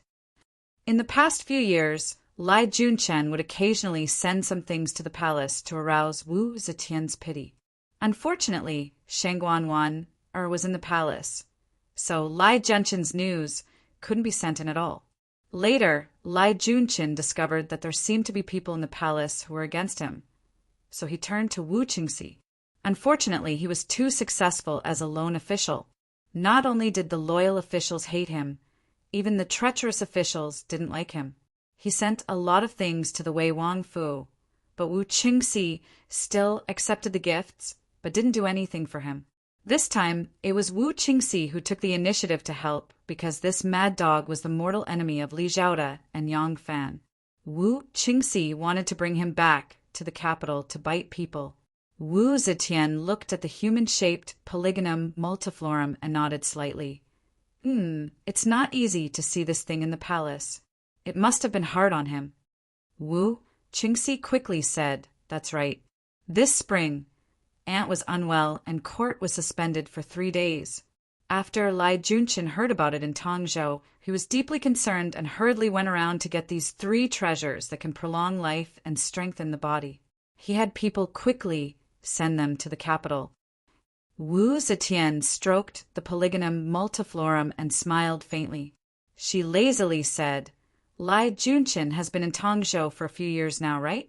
After spending a few years there, his temperament should have been much more restrained. It must have been hard on him to show his filial piety. Let him return to the capital to be a military officer. Don't be like a pitiful child." Chapter 644. Being an official from ancient times until now had always been the most popular profession. Because of the fierce competition, people who were too unpopular, had too little experience, had a terrible reputation, and lacked talent would not be considered. However, things like talent and character were definitely not the most important criteria. One's life experience, background, backing, and connections were the deciding factors. However, the newly appointed Heavenly Officer Yang Fan was not in charge of a single vacancy, but a group of vacancies. This matter attracted too much attention. Under such circumstances, very few people dared to play any tricks. Even if they wanted to take care of a certain faction, they would not be too unscrupulous. In this kind of situation, the most likely way was to give the faction he wanted to take care of a few more positions, but the degree could not exceed the limits of the other factions. The other factions could also gain something. While they would not be full, it was not as if they had nothing to eat. This way, people would not turn against each other and only compete in the shadows. But Yang Fan was not like this. In the resumes of the people he had personally looked at, there was only a small portion of people from noble families and cold clans. Wu Sanxi and Li Zhaoda's factions were the majority. These people were originally from the cold clans, noble families, or official families, but they all had the most obvious political label, Wu Sanxi or Li Zhaoda. After young Master Jiang lost the position of master of the Xian sect, his power had greatly weakened. He could not keep track of Yang Fan's movements at any time. He had spent great effort to obtain a list of the officials that Yang Fan had looked at. Looking at this list, young Master Jiang was puzzled. He had thought that most of the names on the list would be from aristocratic families. Perhaps there wouldn't be many officials who had a close relationship with aristocratic families, or those who were born in aristocratic families. But those who were secretly supported by aristocratic families or had inextricable connections with aristocratic families would definitely make up the majority. The imperial court might not know the backgrounds of these people, but he knew most of them. Yet this list was clearly beneficial to Wu Sanxi and Li Zhaoda's factions. Just from this list, Yang Fan was clearly Li Zhaoda's or Wu Sanxi's people. All the aristocratic families had pushed Yang Fan to the top and given him so much power.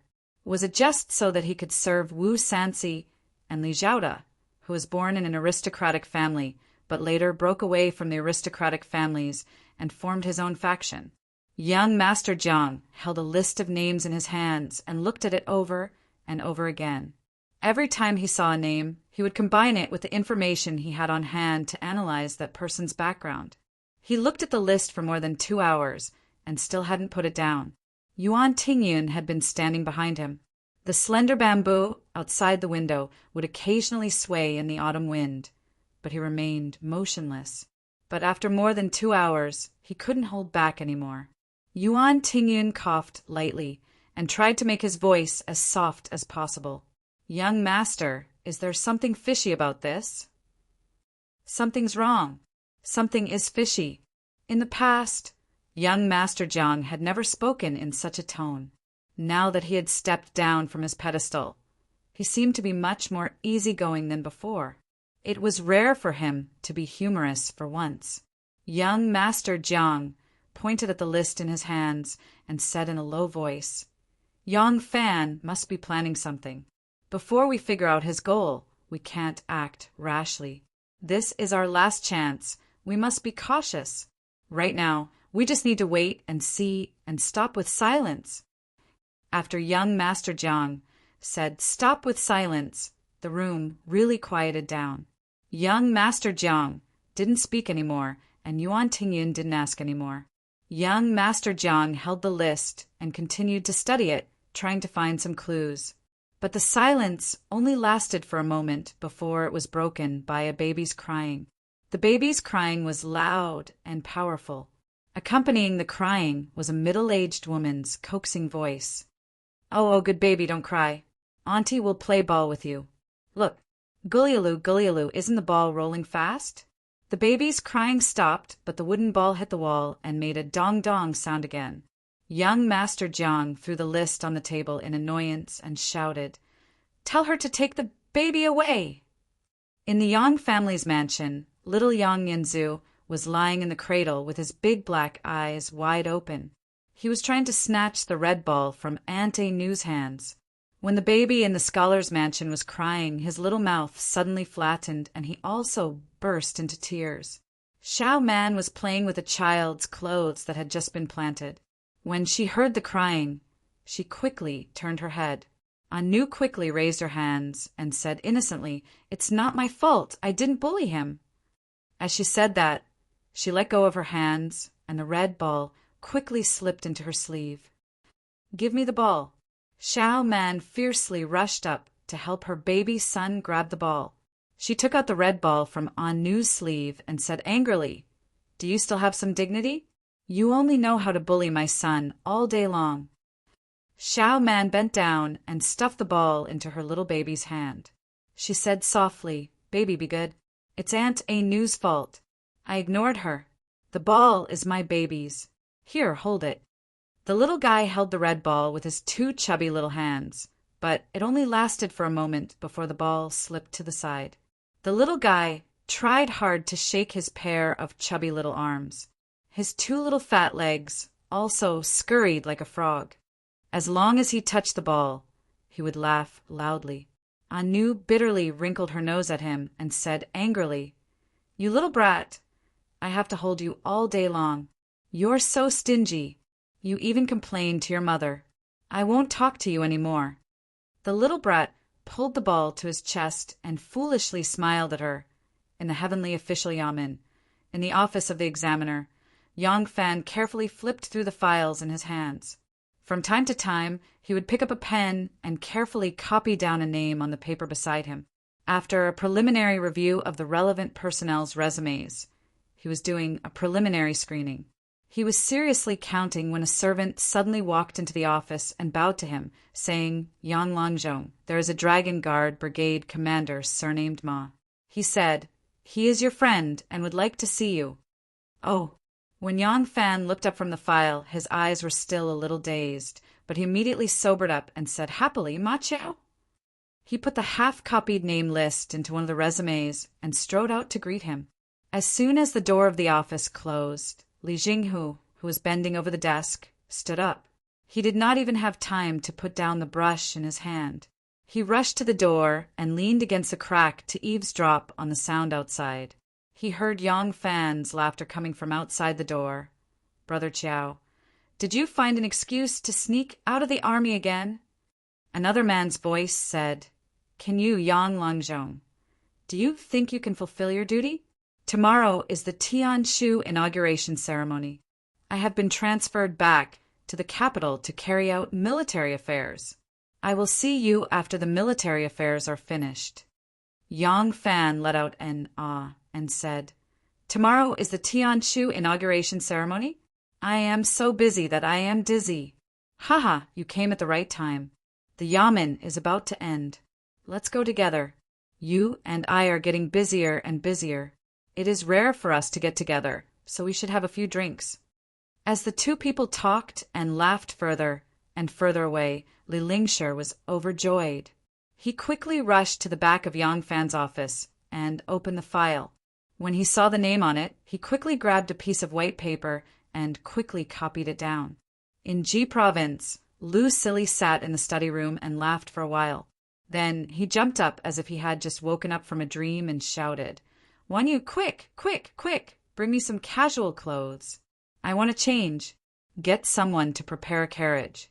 I want to pay a visit to old immortal Zhang. He had just received an edict from the imperial court to be promoted to Ji Province's provincial governor.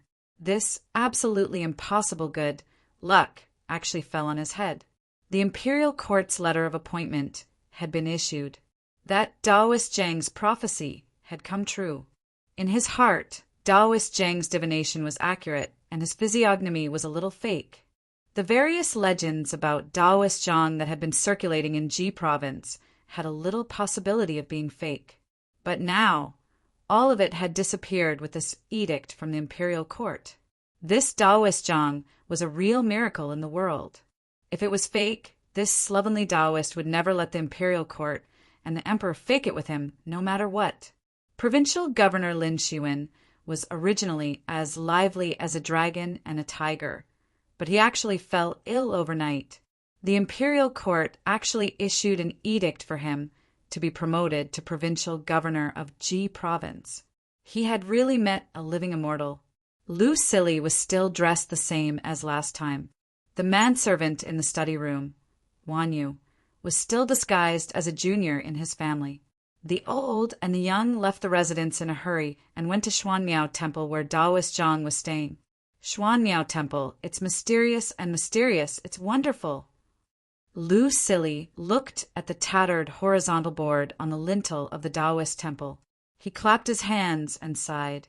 He secretly made up his mind to reconstruct the golden body of the three pure Taoists and renovate the Taoist temple. After making the great vow, he couldn't wait to enter the Taoist temple. When Lu Silly entered the Taoist temple, Taoist Zhang had already finished his daily 3 divinations. There was no one waiting at the door. This Taoist temple usually didn't have many incense offerings. It was originally quiet and secluded. Taoist Zhang's residence was also quite secluded. At this time, there was no one there. Lu Silly arrived at the door. He tidied his clothes and gave a look to the manservant. The manservant hurried forward and called out, Is old deity Zhang in? My master wants to see you. Lu Silly hurriedly pulled the manservant away and glared at him. He then turned to the slightly closed door and greeted with a smile, Disciple Lu Silly requests to see old deity Zhang. Hee, it's benefactor Lu. Please come in. An elegant voice came from the room. Lu Silly hurriedly agreed and brought the manservant into the Taoist's residence. The Taoist was sitting cross-legged on a praying mat. When Lu Silly entered the room, he hurried forward and knelt in front of him. He kowtowed and said, Disciple is ignorant. I have eyes but cannot see. I didn't know old deity Zhang's face. I have offended you last time. Please forgive me. When the Taoist saw him kowtow, he couldn't help but reveal a surprised expression. He hurriedly got up and helped him up. He said, Benefactor Lu, please get up. I've only glimpsed the secrets of heaven. I don't deserve a bow from a noble. Benefactor Lu, please don't make such a big bow again. It will shorten my life. Lu Silly said repeatedly, You deserve it. You deserve it. Old deity Zhang's cultivation is profound. You're an extraordinary person. How can you not deserve a bow from me?" The Taoist Jiang shook his head and said, "You don't deserve it. Benefactor Liu, you're the descendant of the Wunchong star. In the future, you'll be the supreme grand preceptor. You'll be below one person and above millions of people. I'm just a rogue cultivator. How can I deserve a bow from you?" "Ah." Liu Silly had just stood up. When he heard this, his knees went soft. He knelt down again. Chapter 645. On the day of the completion of Tianshu, the imperial court would hold a grand celebration, which had been arranged a long time ago. The whole ceremony was personally arranged by Prime Minister Li Zhaoda, and the scene was very grand. In addition to the civil and military officials, famous ministers in the capital, relatives of the emperor and meritorious ministers, many chiefs of the four barbarians also came to congratulate. At this moment, the towering and spectacular Tianshu stood outside the Duanmen Gate, which could be seen by the whole city. It was a pillar supporting the sky. The golden coiling dragon and the qilin were vivid and lifelike, as if they were riding on clouds and mist, ascending the pillars. The 8 large characters Great Zhou 10,000 countries praise the virtuous Dubhe were sparkling with golden light and could be seen clearly from the bridgehead of Tianjin. Before the emperor arrived, the musical house had arranged beautiful girls to dress as flower-scattering fairies. They wore flower vines on their heads, red dots between their eyebrows and tassels.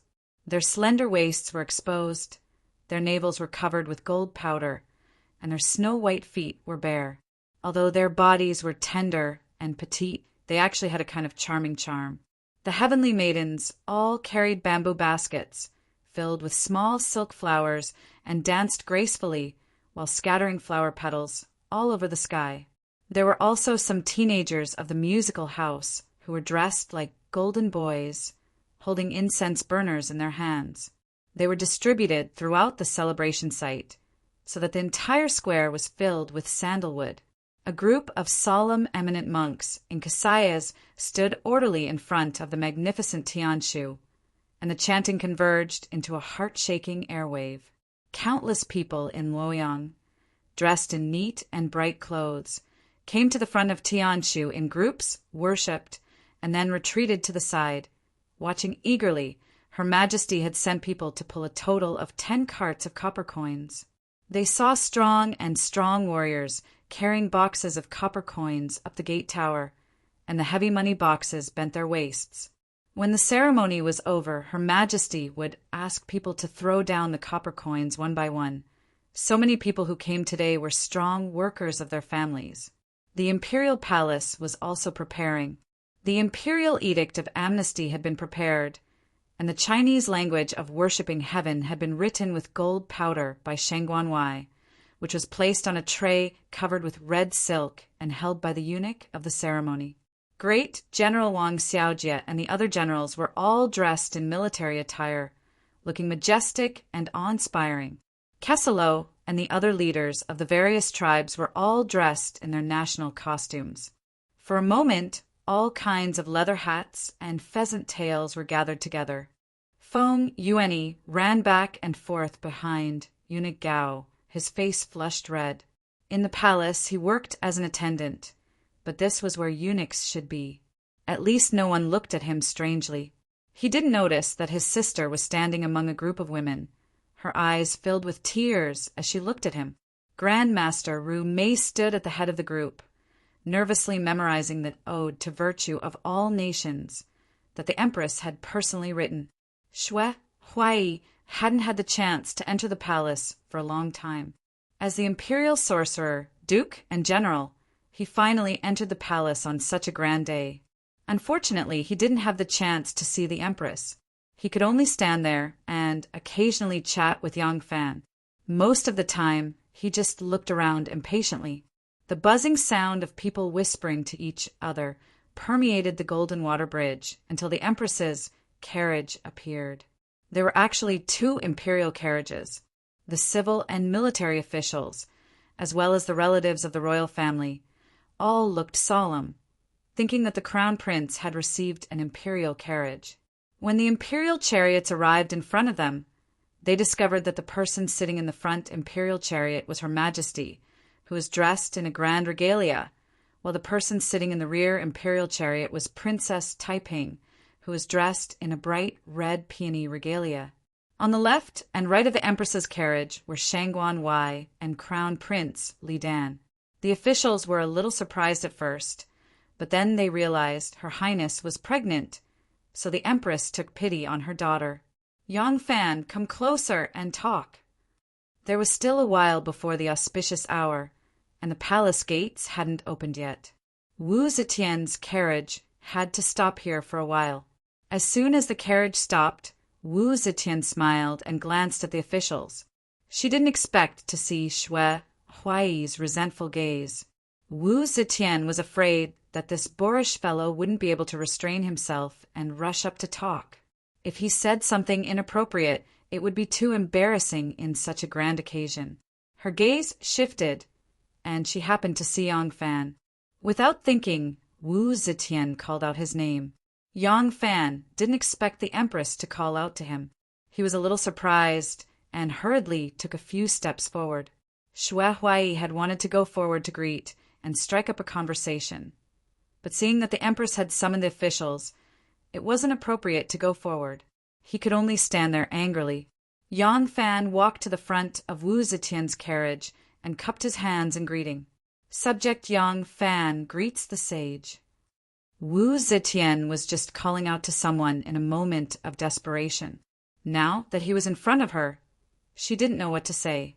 She quickly changed her mind and asked with a smile, "The borders of the southern border is an important place for the country. A day cannot go by without a shepherd.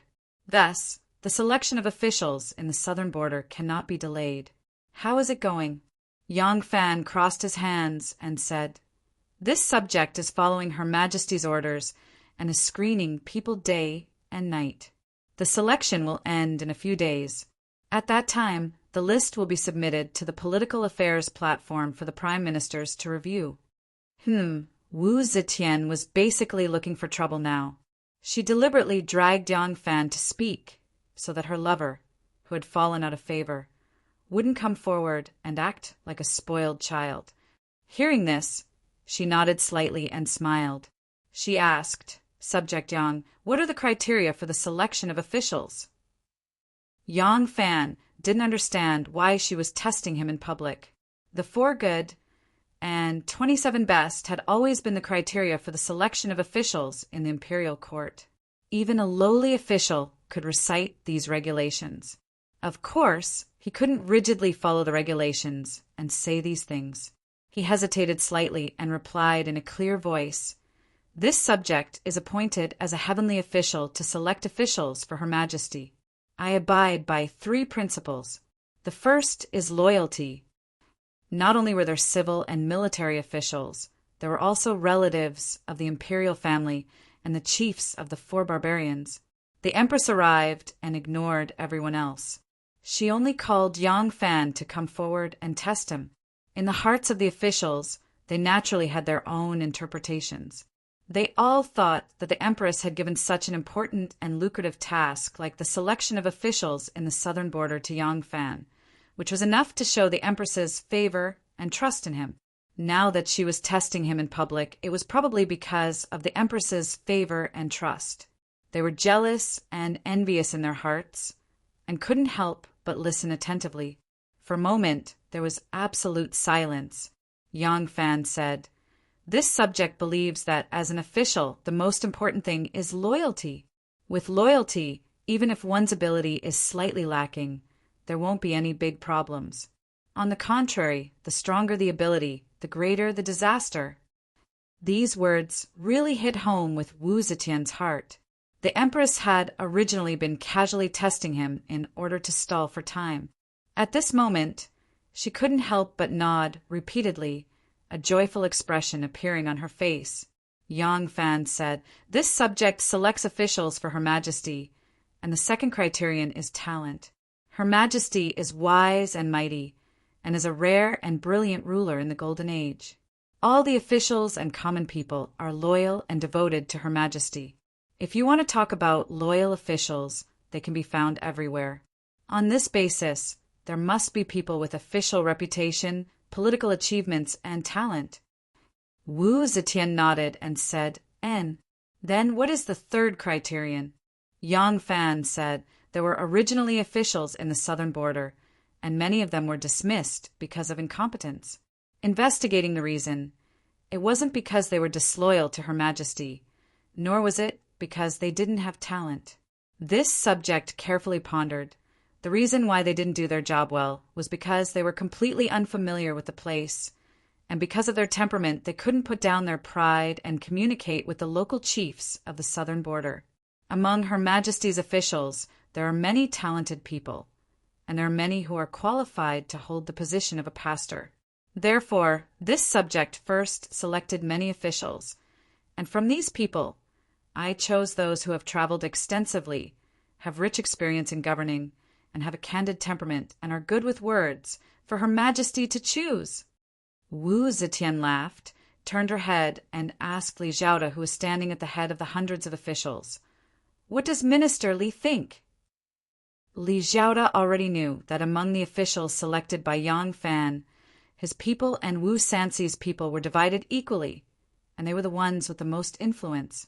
He was extremely satisfied with Yang Fan, and when he heard the Empress's inquiry, he immediately cupped his hands and replied, Although Yang Langzhong is young, he is a capable and experienced person.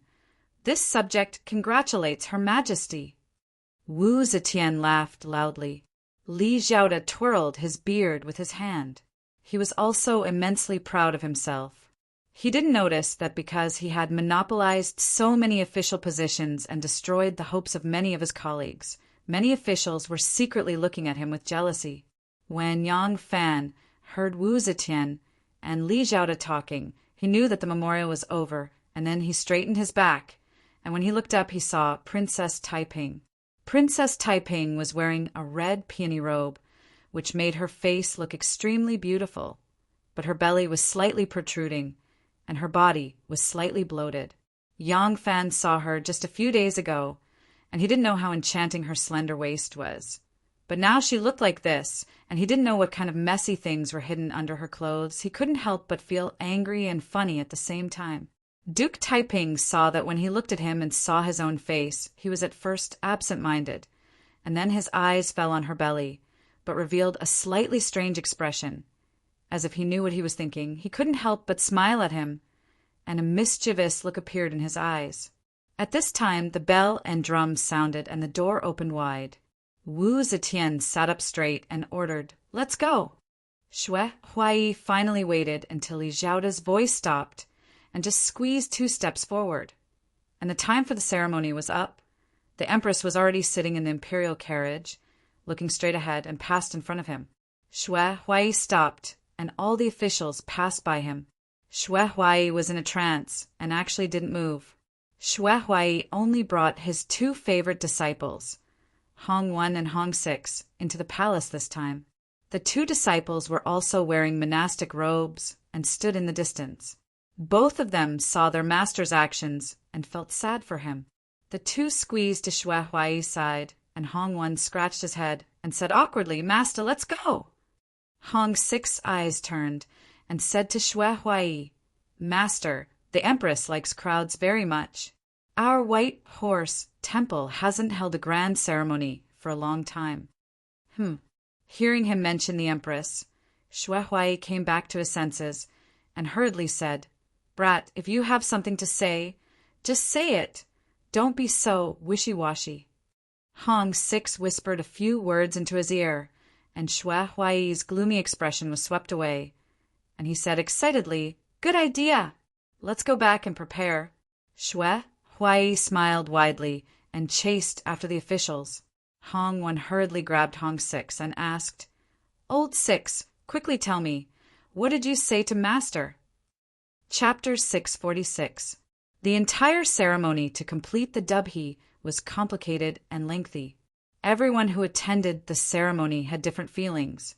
For the busy eunuchs and serving girls, what they looked forward to the most was the moment the ceremony ended. For the countless people of Luoyang who had gathered, They looked forward to the spectacle of countless copper coins pouring down from the top of the city walls. The scholars and legendary figures who were familiar with the rites of Zhou kept pursing their lips and nitpicking at which parts of the ceremony did not conform to the ancient rites or the Zhou system. Some members of the royal family would only become excited when Rumei and the other high priests of the internal court performed their skills. The Empress cared about the most when she ascended the Iron Mountain and read out the decree of amnesty to the world.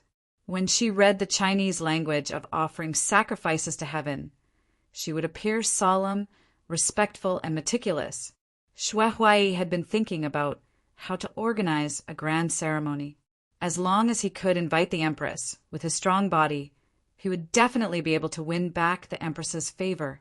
Yang Fan was looking up at this towering pillar that had never existed since ancient times and probably would not exist in the future. It was 105 feet tall, 10 feet wide, and had 8 sides, each with a diameter of 5 feet. The base was an entire iron mountain. The Iron Mountain had a circumference of 170 feet and a height of 20 feet. Giant dragons and qilins, made of brass, were flying on top of it. What a magnificent building! It was likely impossible to find another such pillar made of iron in the world. It was incomparably large. Behind it was the magnificent Ming Hall. Behind the Ming Hall was the heaven that was as tall as the sky. In the heaven was an unparalleled giant wooden Buddha. But in terms of visual impact, none of them could compare to this towering pillar that pierced the clouds. If such a huge pillar was left for thousands of years, it would certainly be a precious cultural relic in the eyes of future generations. Future generations would be endlessly proud of it and use countless beautiful poems to praise the greatness of their ancestors. But they would never think of how much blood and tears of their ancestors had flowed into this towering pillar. It had used up 2 years of the total steel production of the Tang dynasty. Because a portion of the steel had to be set aside to meet the needs of the army, countless commoners' hoes and kitchen knives had been mercilessly confiscated by the government and merged into this magnificent pillar. Yang Fan was a little absent-minded. He only woke up from his stupor when he heard a roar that sounded like a tsunami. Yang Fan raised his head and saw copper coins being tossed down from the top of the city wall. Under the sunlight, the coins shone like golden dragon scales. The people cheered and rushed to the bottom of the city to pick up the newly minted copper coins. Wu Zetian laughed out loud and announced in a clear voice, "Tonight the curfew will be lifted. All the people in the city, join me." The grand celebration was not over yet. This was just the beginning. The emperor had set up a curfew. Today, Luoyang City was destined to have a sleepless night. The civil and military officials were dispersing, while the officials of the third rank and above, as well as the members of the imperial family, were walking into the palace. The emperor had prepared a royal banquet to entertain them. Yang Fan only found his coachman after most of the people had left. His men were martial arts experts sent by the succession hall to protect his safety. These people were not familiar with the buildings in the palace, nor did they understand the procedures of the palace etiquette. That was why they were scattered by the crowd. Yang Fan mounted his horse. Because he saw that the Tianjin Bridge in the distance was still crowded, and the carriages and horses of many officials and nobles were still there, he was not in a hurry. He only lightly whipped his horse and slowly moved forward. Unexpectedly, before he could go far, he saw a few servants in front of him, escorting a light carriage. They were moving even slower than him. Although the carriage did not have an official banner, it looked very familiar. Yang Fan took a closer look and saw that it was indeed Princess Taiping's carriage. Princess Taiping had one hand on the window and slightly poked her head out, smiling sweetly at him. Seeing that Yang Fan had already seen her, Princess Taiping gently turned her head toward the carriage and let down the curtain. She also withdrew her hand that was covered with cardamom. Yang Fan turned his head to look around. There were few carriages and horses left and right. He lightly coughed and jumped down from his horse. He quickly walked to the side of the carriage, and in a flash he entered the carriage. His movements were incomparably skillful. Although his subordinates had only been following the suzerain for a short time, they were already familiar with the suzerain's strange behavior when he saw Princess Taiping. One of the knights stooped, picked up the suzerain's reins without any surprise, and led the mount to his side. Yang Fan got on the carriage and sat next to Princess Taiping. He began to inculcate, "If you have any problems, you can ask your subordinates to secretly pass on the message. If you act like this, it will inevitably fall into the eyes of some people, especially in this palace where there are many eyes and ears. It doesn't matter. Everyone should be careful, but I don't need to. As long as I'm with you, no one will think of anything serious." This can be considered this consort's unique ability. Princess Taiping said proudly. She cutely hugged one of his arms and simply ignored his sullen face. Yang Fan did not know whether to laugh or cry. He had to say, "Things are going according to plan. You just need to wait for the news. Now you are looking for me. Is there anything else?" Princess Taiping rolled her eyes at him and said, "If I look for you, can I only talk about serious matters?" Yang Fan helplessly said, "Well, then why is your highness looking for me? Is there anything improper?" As soon as the words came out, he also could not help but laugh. Princess Taiping humphed, "Now, I am not telling you." She kicked the pedals and the carriage sped up. Through the bamboo curtain, Yang Fan saw the carriage drive past the Tianjin Bridge. It did not follow the large group of officials and nobles to cross the bridge. Instead, it drove across the street in front of Qingfu Lane. He could not help but wonder, where are they going? Princess Taiping gently put her cheek on his broad shoulder and satisfyingly sniffed assent.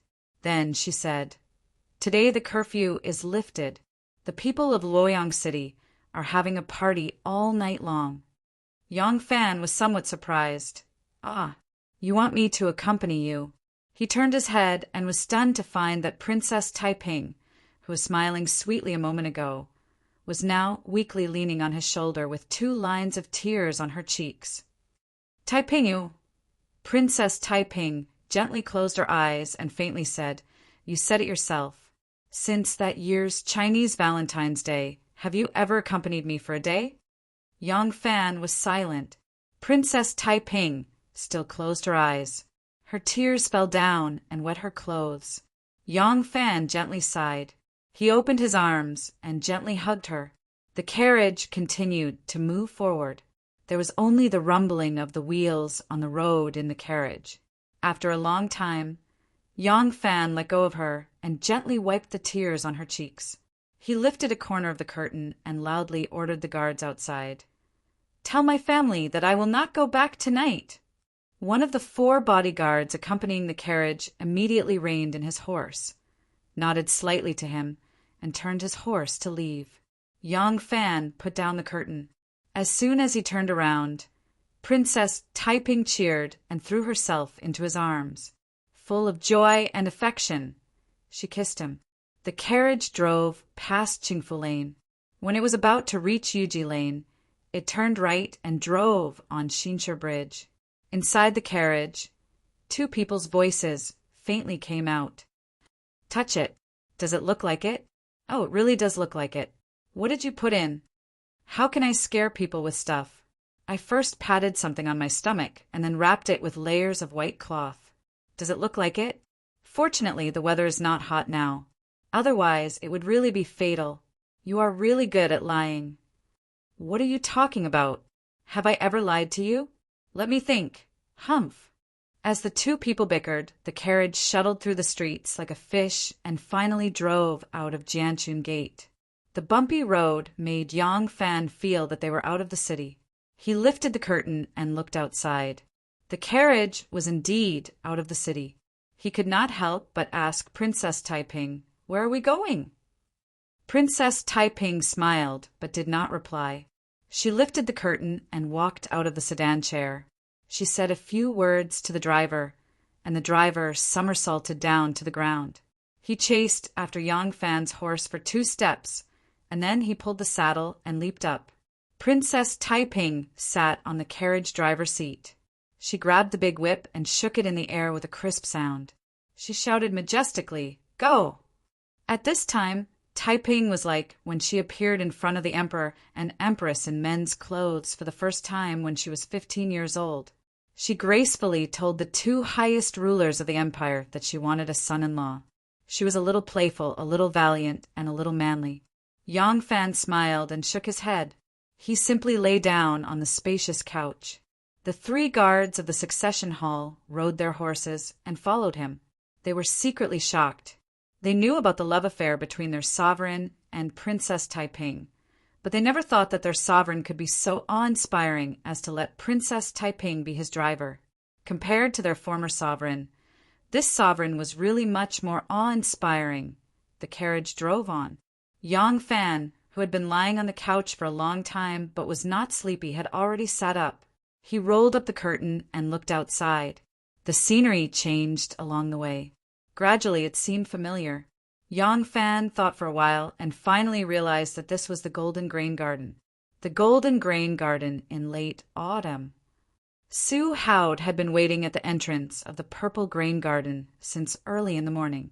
Since he was sent to the Purple Grain Garden to be a steward, he had put on a little weight in just a few months. He had also brought his wife and children here.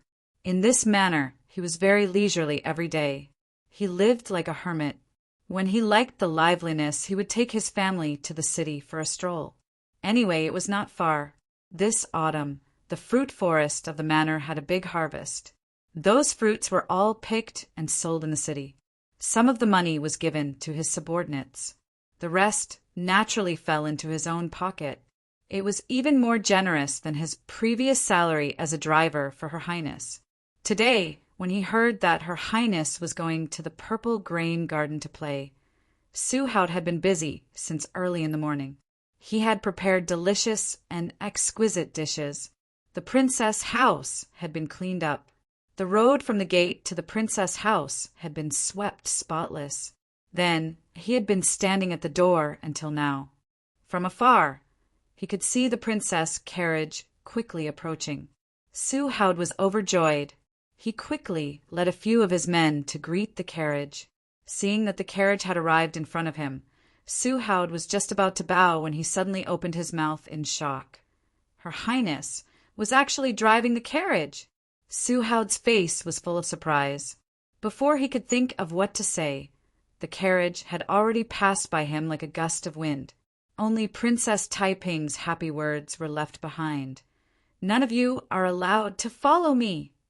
Su Haud blankly looked up, only to see the back of the carriage disappear at the end of the forest. Almost at the same time, Lai Junshin returned to Luoyang. 3 long-distance carriages entered from the Ding-Ding Gate. Lai Junshin sat in the first carriage with the curtains rolled up. As soon as the carriage entered Ding-Ding Long Street, Lai Junshin couldn't help but rush out of the carriage. Standing at the front of the carriage, he laughed loudly. "I, Lai Junshin, have returned!"